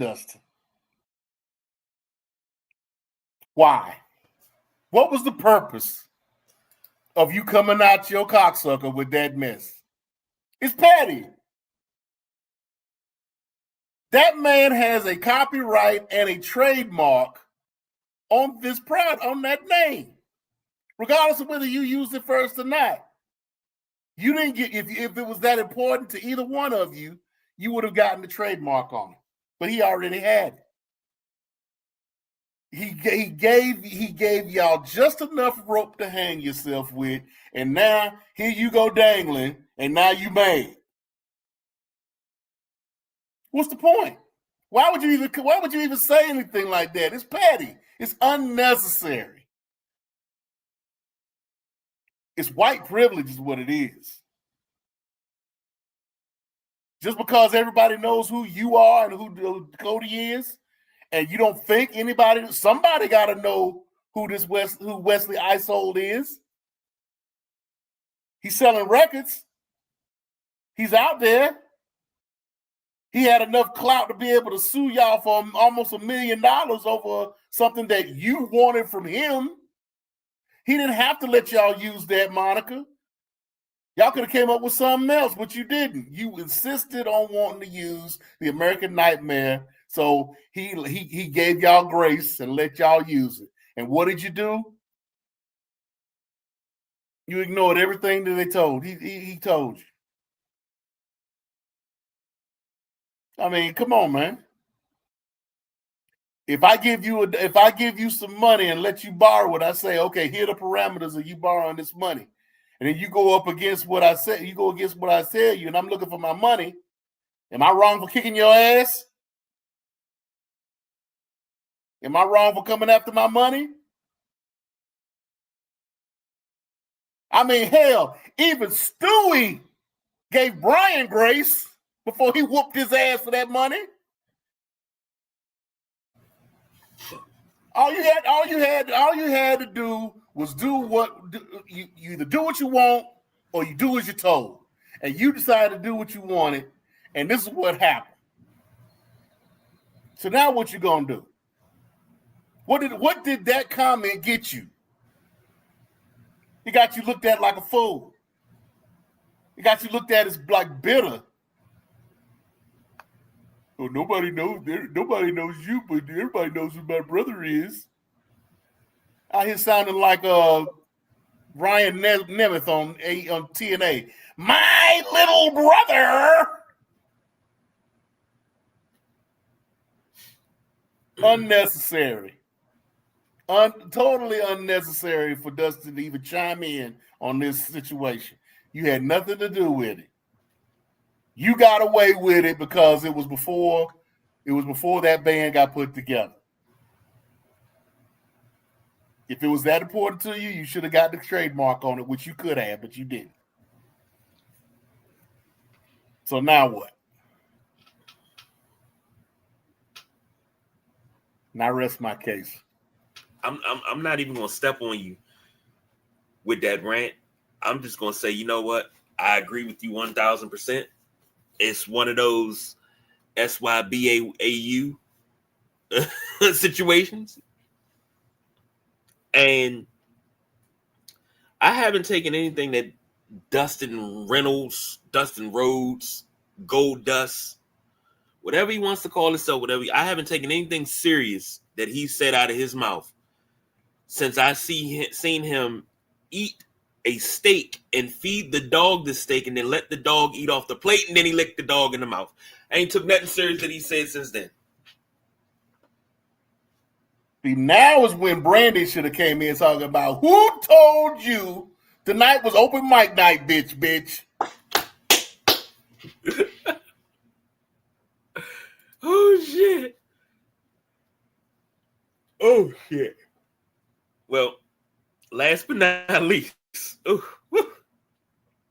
I didn't even know there was a lawsuit going on, so that's news to me. But yeah, a lot of it, yeah, that got past everybody, and I've known about it since it started. So I've just been waiting to see what was going to happen with it, and I know not a lot of people knew too much about it, so I wanted to make sure that folks, because I've mentioned it a couple of times on the show, but in that there was really no news about it. I didn't go into detail, but yeah, they just made the settlement here this week, so I want to make sure that everybody that didn't know knew about it. So there you go. Well, I do appreciate that because now I'm gonna be looking out for it. TNA Turning Point results. Again, Sumo hit me off. So last night, TNA had a pay-per-view. And being that they had their live show on Thursday night, this pretty much everything that happened Thursday night piggybacked, or this Friday show piggybacked off of what happened on Thursday night. Now, it was an interesting couple of nights for those who haven't watched it. If you're going to watch it, you need to watch both nights. You need to watch the TNA Impact show, and then you need to watch the Turning Point to get the full gist of what's going on with the whole thing, because it's almost like SmackDown going into a pay-per-view type situation. You want to see what happened first before you get into the pay-per-view. But the show started out in their pre-show with a triple threat match. Jake Something wound up defeating Mance Warner and the Hometown Man. Hometown Man being a guy named Diener, who was a wrestler and wound up going into this long losing streak and wound up getting in a match that got him fired. And he's now donned a mask, and he claims to be from the hometown, the town that they are in at that time, hence the name the Hometown Man. So he came out. They were in Orlando last night. So he came out in a Penny Hardaway Orlando Magic jersey, saying that he was from Orlando, and he wound up taking the pin from Jake Something for this match.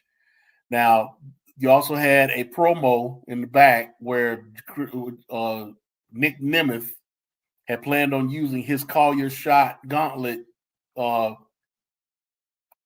trophy win on Frankie Kazarian after the main event. So to go back on that, there was a Collier Shot Gauntlet that happened about a month or so ago, where there were like 6 or 7 guys in the match. Well, 6 guys and 1 woman in the match, and the winner of the match would end up getting this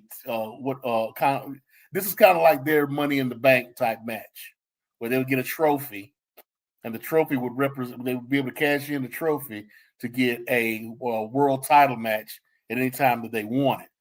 Well, in this particular Collier Shot Gauntlet match, there was a double pin with Nick Nemeth and Frankie Kazarian. They both had their shoulders down on the count, and they declared both of them the winner.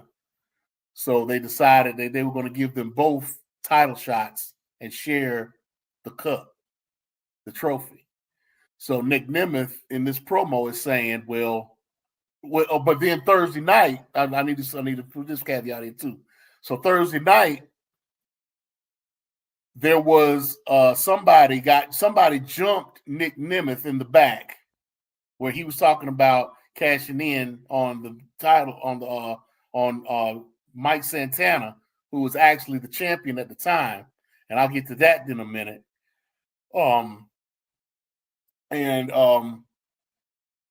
Dark State. Well, a whole bunch. It wasn't really Dark State. It was just a whole bunch of guys from NXT wound up at the end of the main event Thursday night. Came in and jumped the guys on the main event, which was Mike Santana versus somebody. I forget who was wrestling, but it was for the TNA title. And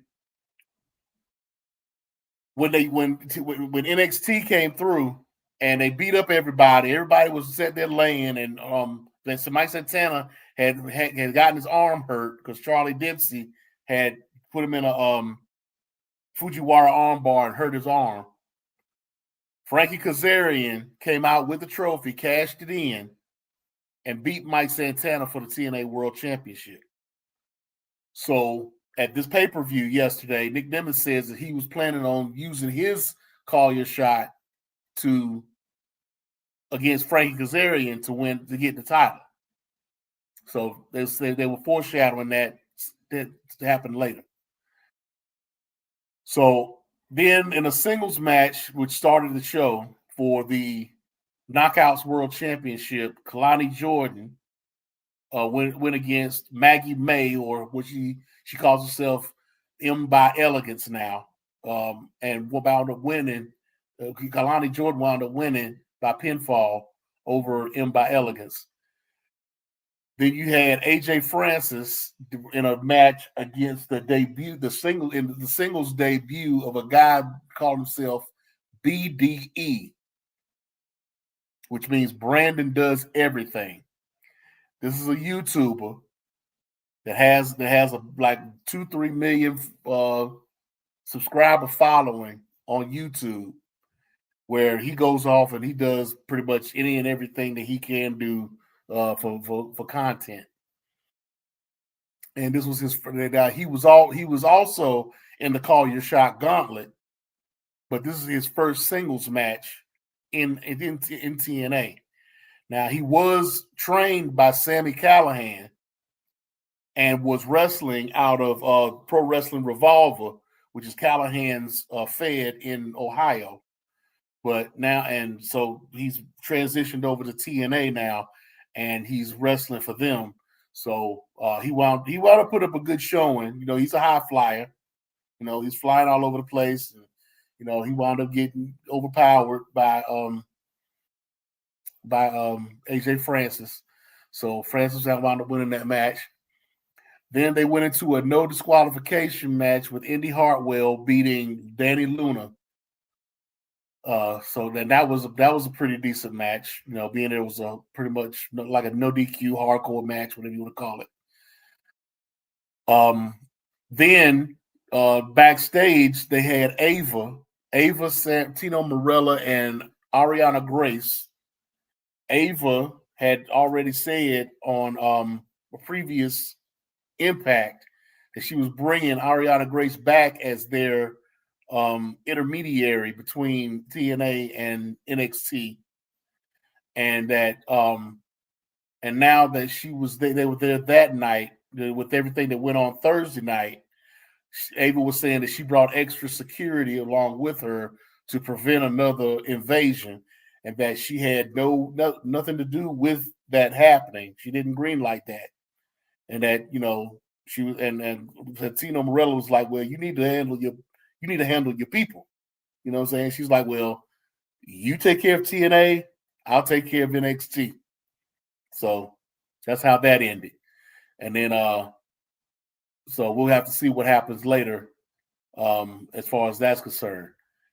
Then there was a triple threat tag team match for the TNA Knockouts World Tag Team Championship with the Angel Warriors, Lei Yin Lee, and Zaya Brookside, Tessa Blanchard, and Victoria Crawford, and the champions, the Inspiration, which you would know more so as the former Iconics from WWE.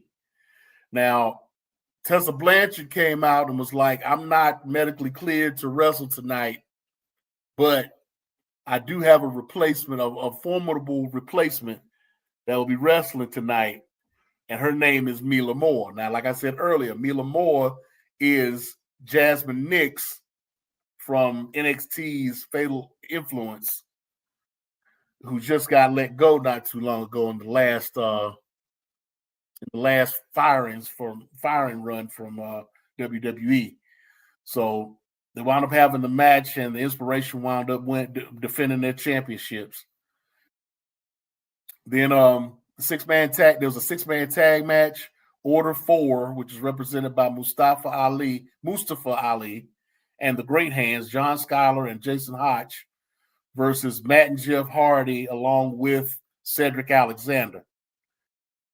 And Cedric Alexander wound up taking the pin from Mustafa Ali, which they've been going back and forth since like the Cruiserweight Classic and all through NXT, and even on the main roster they've been going at it. So they're just continuing their rivalry in TNA now. Then you had 8-man tag team match with the System, Brian Myers, Eddie Edwards, Moose, and JDC. JDC being Johnny Curtis, who you all would know better as Fandango from WWE. And on Thursday night, it was announced that he would be retiring from wrestling after Genesis in January, the Genesis pay-per-view in January. So he says he's been in wrestling for 27 years. And Fandango now, in 27 years in the wrestling business. That's the look I gave too. I was doing the math too, KG. I was like, wow. But you muted. I said, wait a minute now. That don't make no sense. That's what he says though. 27 years he's been in the business. So, I ain't gonna argue his math because I can't really say, but that seems like a long time for him. But hey, it is what it is. But they wound up they were in an 8-man tag team match against the Rascals, which was Trey Miguel, Myron Reed, and Zach Wentz. And they were looking to introduce the 4th man for their tag team. And it wound up being the returning Desmond Xavier, formerly known as Wes Lee from NXT, who is an original member of the Rascals. So this is the first time all of the Rascals have been together in 8 years, is what they said. Now, for all those that know, Trey Miguel and Zachary Wentz were going through a series of matches in NXT against Wes Lee, where Wes Lee turned on him, picked up his own 2 guys and started his little faction of his own, and started going after Wentz and Miguel, running them out of NXT and back to TNA. And then they would actually come over to TNA and start messing with them too. So there was supposed to be beef and heat between those 2. But all of a sudden, here they are in this 8-man tag getting introduced. They all smiles and hugs and everything. Trey Miguel crying because, they got his brother back, and they only explained it by saying, well, brothers fight. And, that's just how it is. But now we're back together again. Now, in looking around and reading some stuff, I found out that Desmond Xavier is pretty much on a handshake deal right now. He's not signed to anybody. And the fact that Zachary Wentz, his contract is up next is January with TNA. And the word is that Tony Khan is already tapping him on the shoulder. Like, I'm going to need y'all to come on over here. So it's looking like they're going to end up leaving together like they did when they left to go to NXT together. You know, it's just more of the same when it comes to those two. So we'll just have to see where that goes on that. But while I'm talking about that, let me ask you a question, KG. Yes, sir. Let me get your thoughts on this. You got all these wrestlers. Now, just on last night, you had Mila Moore, the former Jasmine Nix. You had Desmond Xavier, the former Wesley. You got all of these wrestlers that are leaving WWE and going straight to TNA. But TNA has this deal with WWE. So are they still under contract that we know of? Or is this some type of trade-off? Or, you know, or is this someplace, you know, like a purgatory until they decide to bring them back? Or, you know, what do you think is going on with this deal and all these folks just up and leaving and going straight to TNA rather than going off someplace else, you know, outside of the WWE purview? It seemed like it's a trade-off because the deal was to also big up TNA to a point where they were back to their former glory. But this seems like a big trade-off. But when WWE releases you, you got 90 days, a 90-day no compete clause. But you going straight to TNA and you jumping right back into it. I don't see this as even being released. I think this is just, we'll put you over there and, you know, reinvent you. And then once you get a little light, maybe a little heat, we'll bring you on back. I was thinking around the same lines too, because I mean it's starting to become evident now. You know, Laying Lee, Zaya Brookside, their former WWE, Inspiration, former WWE, Indy Hartwell, former WWE. You got Kalani Jordan coming back and forth. You know, she's still signed with WWE, but still, you know. Now you got word out that dare we say his name has signed over to WWE now. So you know, it's a lot of moving parts going back and forth between those two, and you don't see a lot of the contracts, you know, being either upheld or renewed or changed in any way. So I'm trying to figure out what the situation is. You know, how does that work? Because Wes Lee should have probably been under a 90-day. And I don't, and it hasn't been 90 days that I can recall that he's been let go. It could have been. I could be wrong, but it didn't seem like it. So I don't know. Like I said, it would at least have to be 90 days, especially if he's talking about going over to AEW. But that won't happen for at least another 90 days. So that'll be at least 180 days for him to, you know, take care of that situation. And hopefully he won't run into a Andrade situation when he gets over there. So we'll just have to see. Now, the Rascals ended up winning the match with JDC taking the pin from Trey Miguel. No, from Desmond Xavier. Desmond Xavier got the pin. So then they go backstage and they see Santino Marella on the phone speaking to somebody. And Eric Young comes up to him and Eric Young blames Santino for all the issues that have been going on with NXT, all the belts going over to WWE, and all the people getting jumped by NXT stars and being an unsafe work environment and all that. And he warns them and he says, it's all right. It's okay. Because the cleanse is coming. The cleanse is coming. So I guess Eric Young is working on a new faction because he'd had one called the Northern Army that he took over from somebody else. And now they're broken up. So he's probably going to put together another faction. So we'll see how that goes. And then in the singles match, which in my opinion was the match of the night,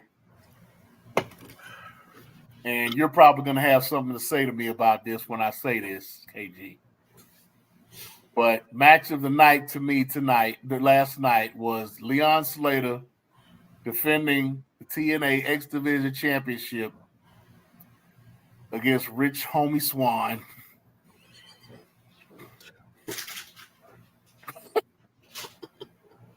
Was that Sumo saying Rich Homie Swann?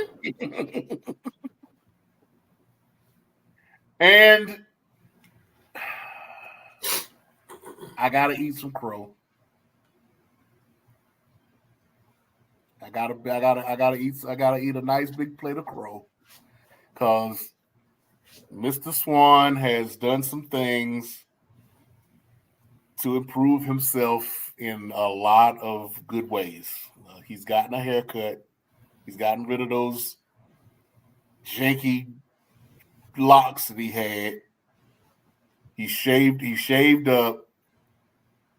He's leaned out. He's looking really good right now. He was looking good last night. He cut back on a lot of the high flying and had a lot of ground game going last night. They had a good 20-25 minutes, and it was a great match. And I give credit where credit is due. I'm not converted yet. Don't know, by no means am I converted yet. But I will say that he has made some strides in the right direction. So I'm gonna give him his props. I'm gonna be a man about it, give him his props. So I give that match of the night. And I very much enjoyed that match. I will say that. So go ahead and give it to me, sir. I'm sitting here and I'm like, I'm noting the time. It's November 15th. It's 11:07 on the East Coast. And the Nubian Sumo gave Rich Homie Swann match of the night.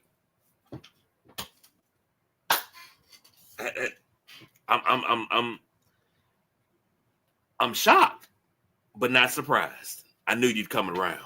I mean, even if like I said, I ain't there yet. It's only halfway.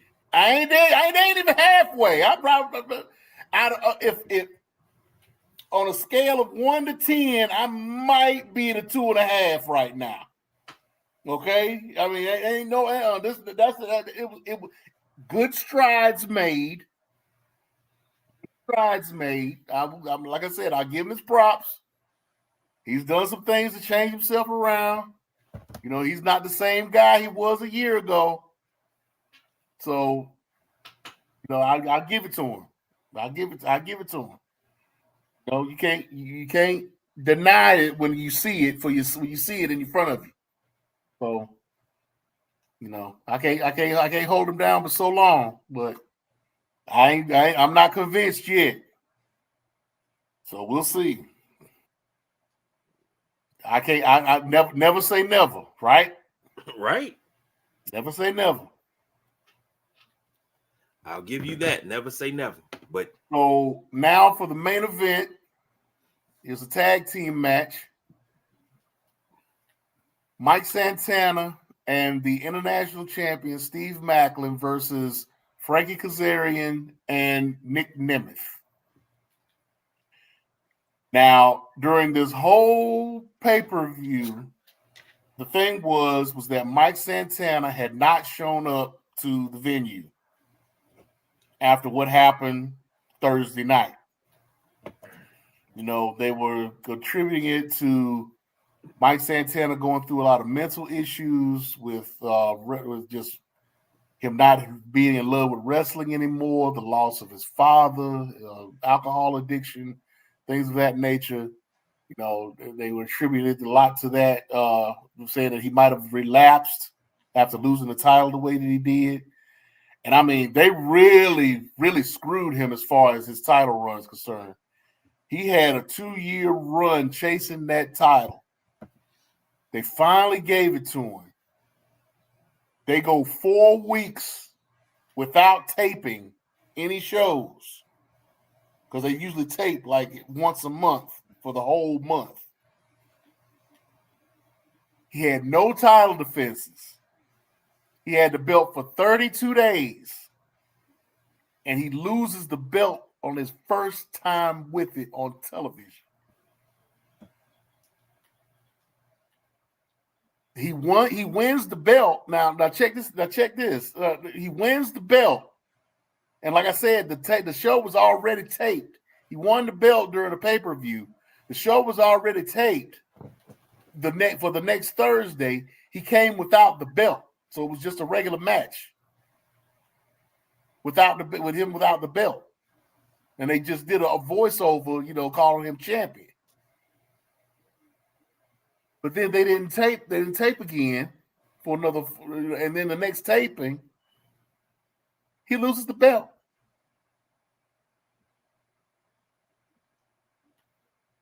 They just screwed that man all the way around out of his title run. I mean, it's crazy.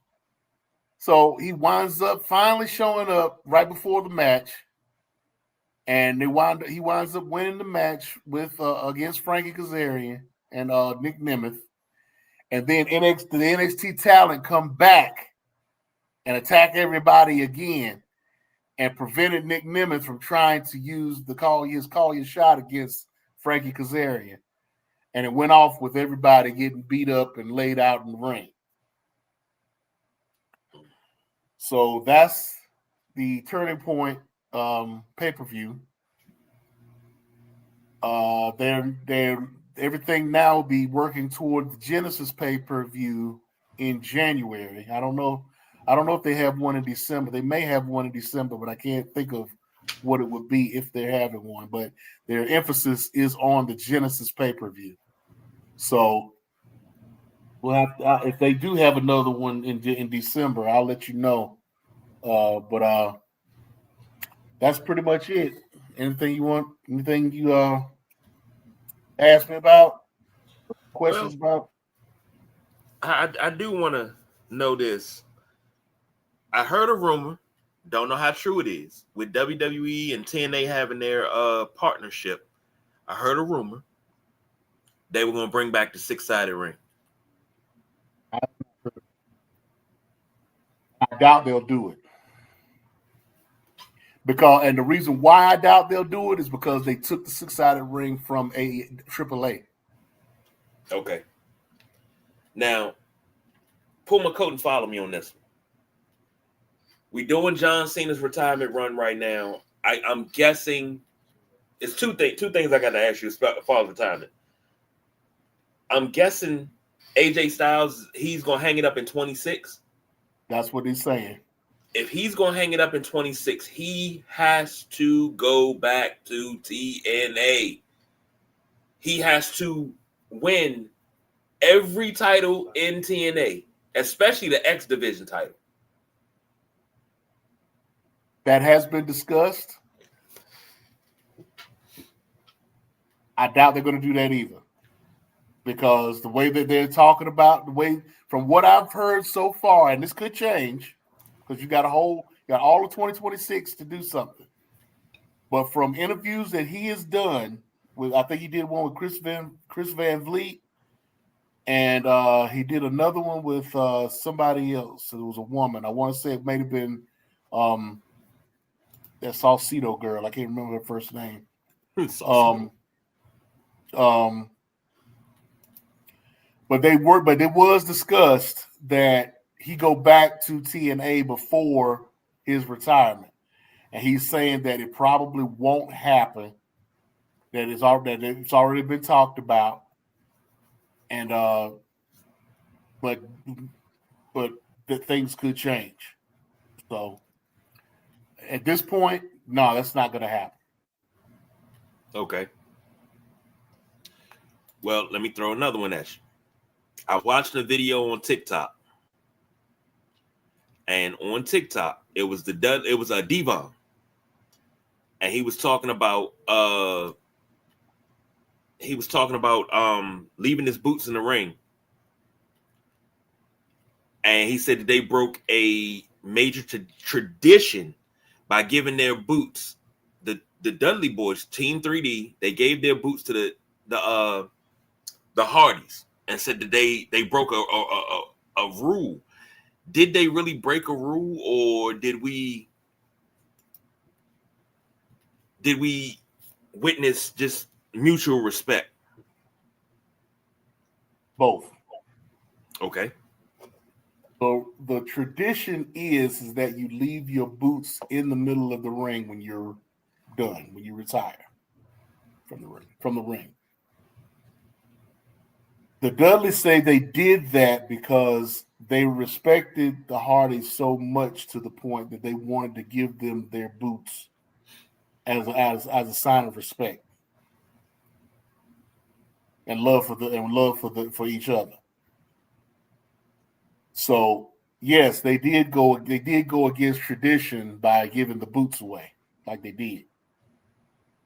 Because the boots should have stayed. The boots should have stayed in the ring. And then if they wanted to give the boots to the Hardys afterwards, they could have done that. But tradition dictates that the boots stay in the ring as they leave. Okay. Now, sticking with that, we talked about this a little bit. It would have made more sense for them to go out. They did it against the Hardys, but Edge and Christian should have been in that match. They should have been somewhere around, because the Dudleys, the Hardys, Edge and Christian, they created TLC. They had now I wasn't expecting a TLC match. They too old for that. Nope. Somebody's going to be in the hospital for at least 6 weeks, but they should have been around for that. And I don't know. It's just my thoughts on how I think their retirement should have went, but they should have had a long run. Because I can say this now, because Don ain't here. And if he looks at this, I want him to turn everything off now, because show's over. Bye, Don. Thank you for coming out. All right, I think he turned everything off. I think the Dudley Boys are the greatest tag team of all time. To see what they did, not only in ECW, not in WWE, but what they did in TNA, where they brought the New Japan belts over, won the TNA belts, and they were flaunting both belts at the same time. I had never seen that before. Never seen it. And I was like, geez, okay. And I think they lost to, I want to say they lost to the Motor City Machine Guns. They lost both belts in the one match to the Motor City Machine Guns. But I had never seen anything like that. And I think they're the most decorated tag team of all time. Just a thought. If you don't agree, please let me know. I won't argue with you that the Dudleys aren't the greatest tag team of all time. There are others that are in contention,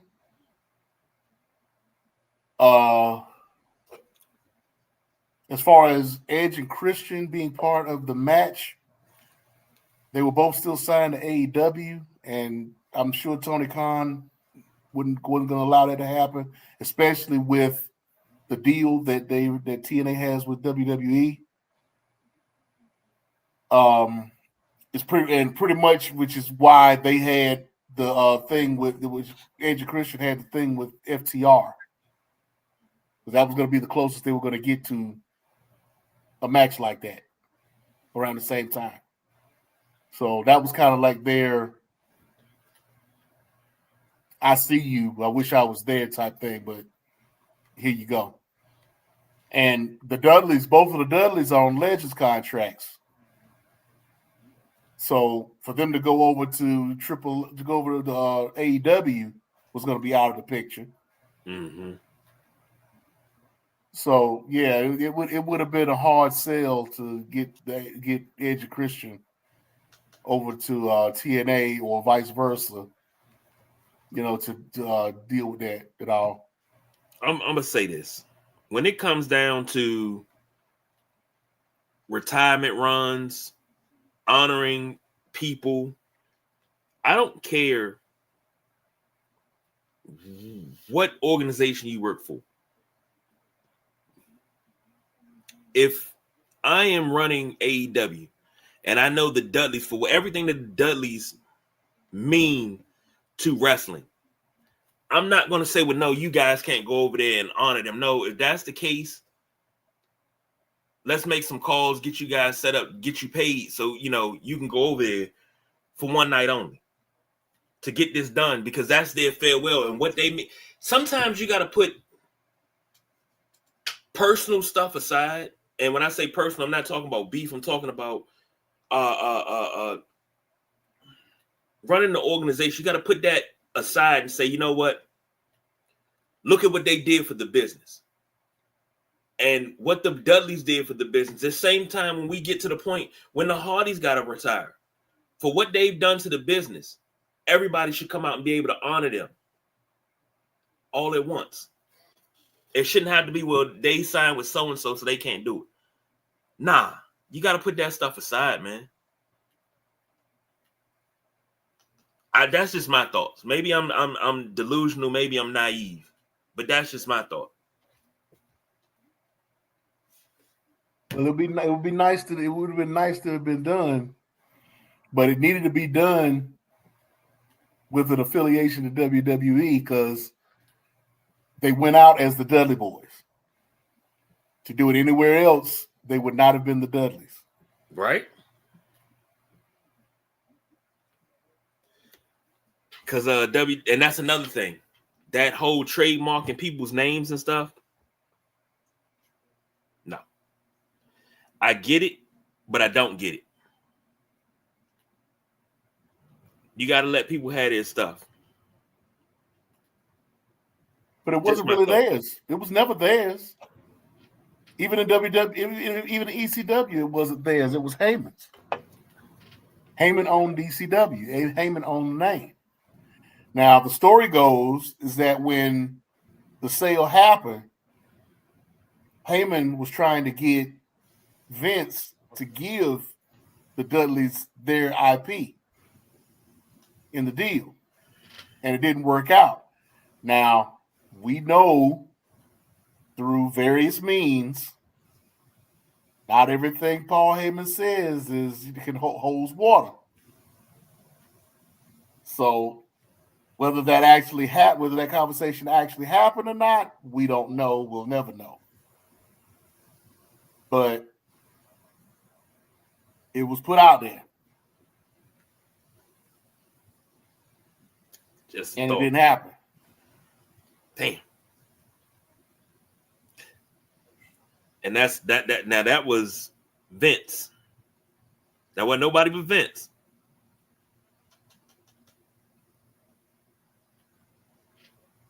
If the conversation occurred. If. Okay. It would have been on Vince, right? Because for Vince to give up their IP, he would have had to give up everybody's IP. And then what is he buying?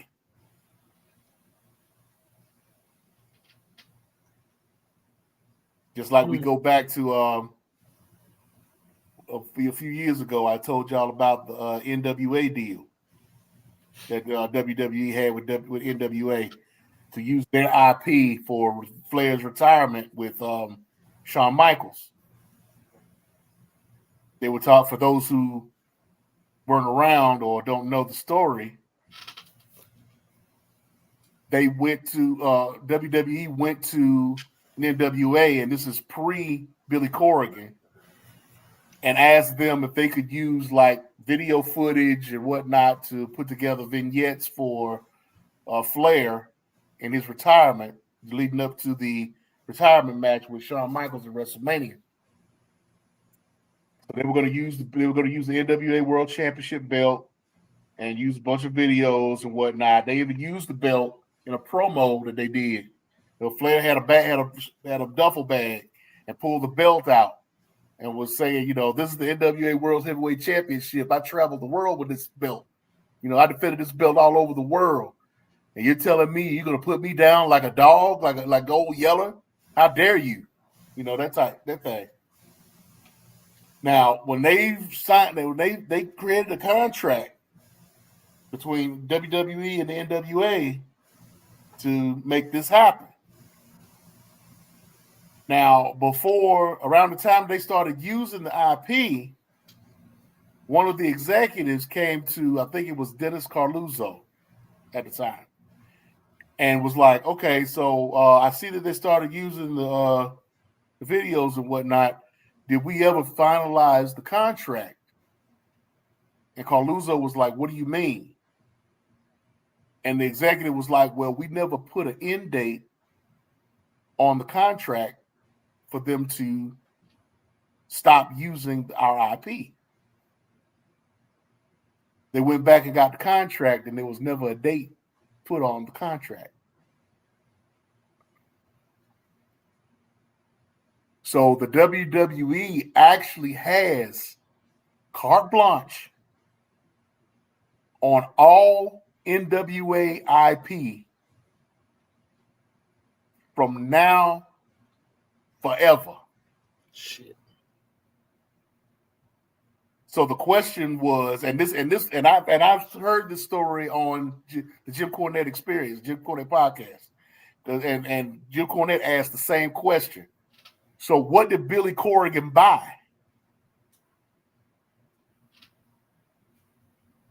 WWE has access to everything that he bought. So what did he buy? And if you think about it, they're still using it because, was it last year or 2 years ago? They came out with a set of action figures. And one of the action figures was Stunning Steve Austin,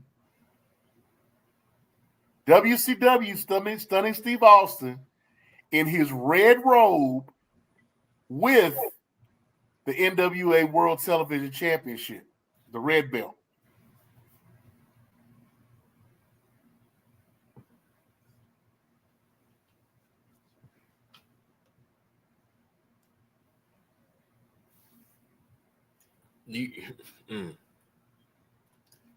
You asked a wonderful question. I'm sitting here and I'm looking, flipping through things. I'm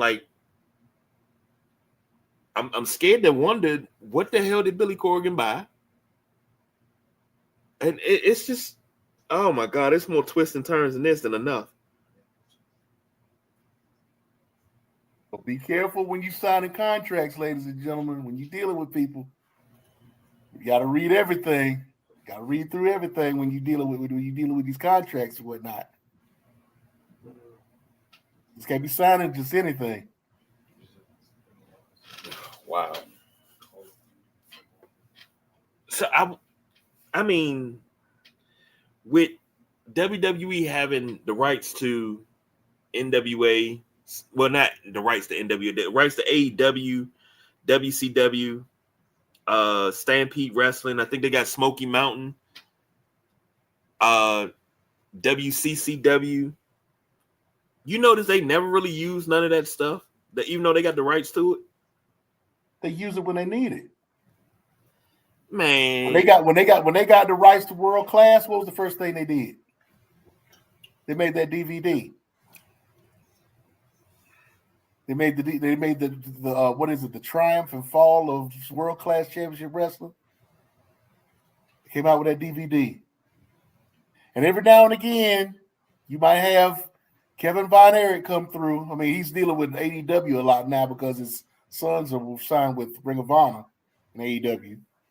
But you were seeing Kerry Von Erich come out in because I was actually looking at a YouTube video the other day. There was a whole bunch of wrestling legends in there. Kerry Von Erich was right there in the ring with him. In the middle of a WWE ring. You know, when they talk about Kerry Von Erich, they go back to World Class. When they talk about the career of Stone Cold Steve Austin, they go back to World Class. They got to. That's where he started. So I mean, yeah, you got all they have it in their pocket so whenever they need it, whenever they want to use it. Which is never.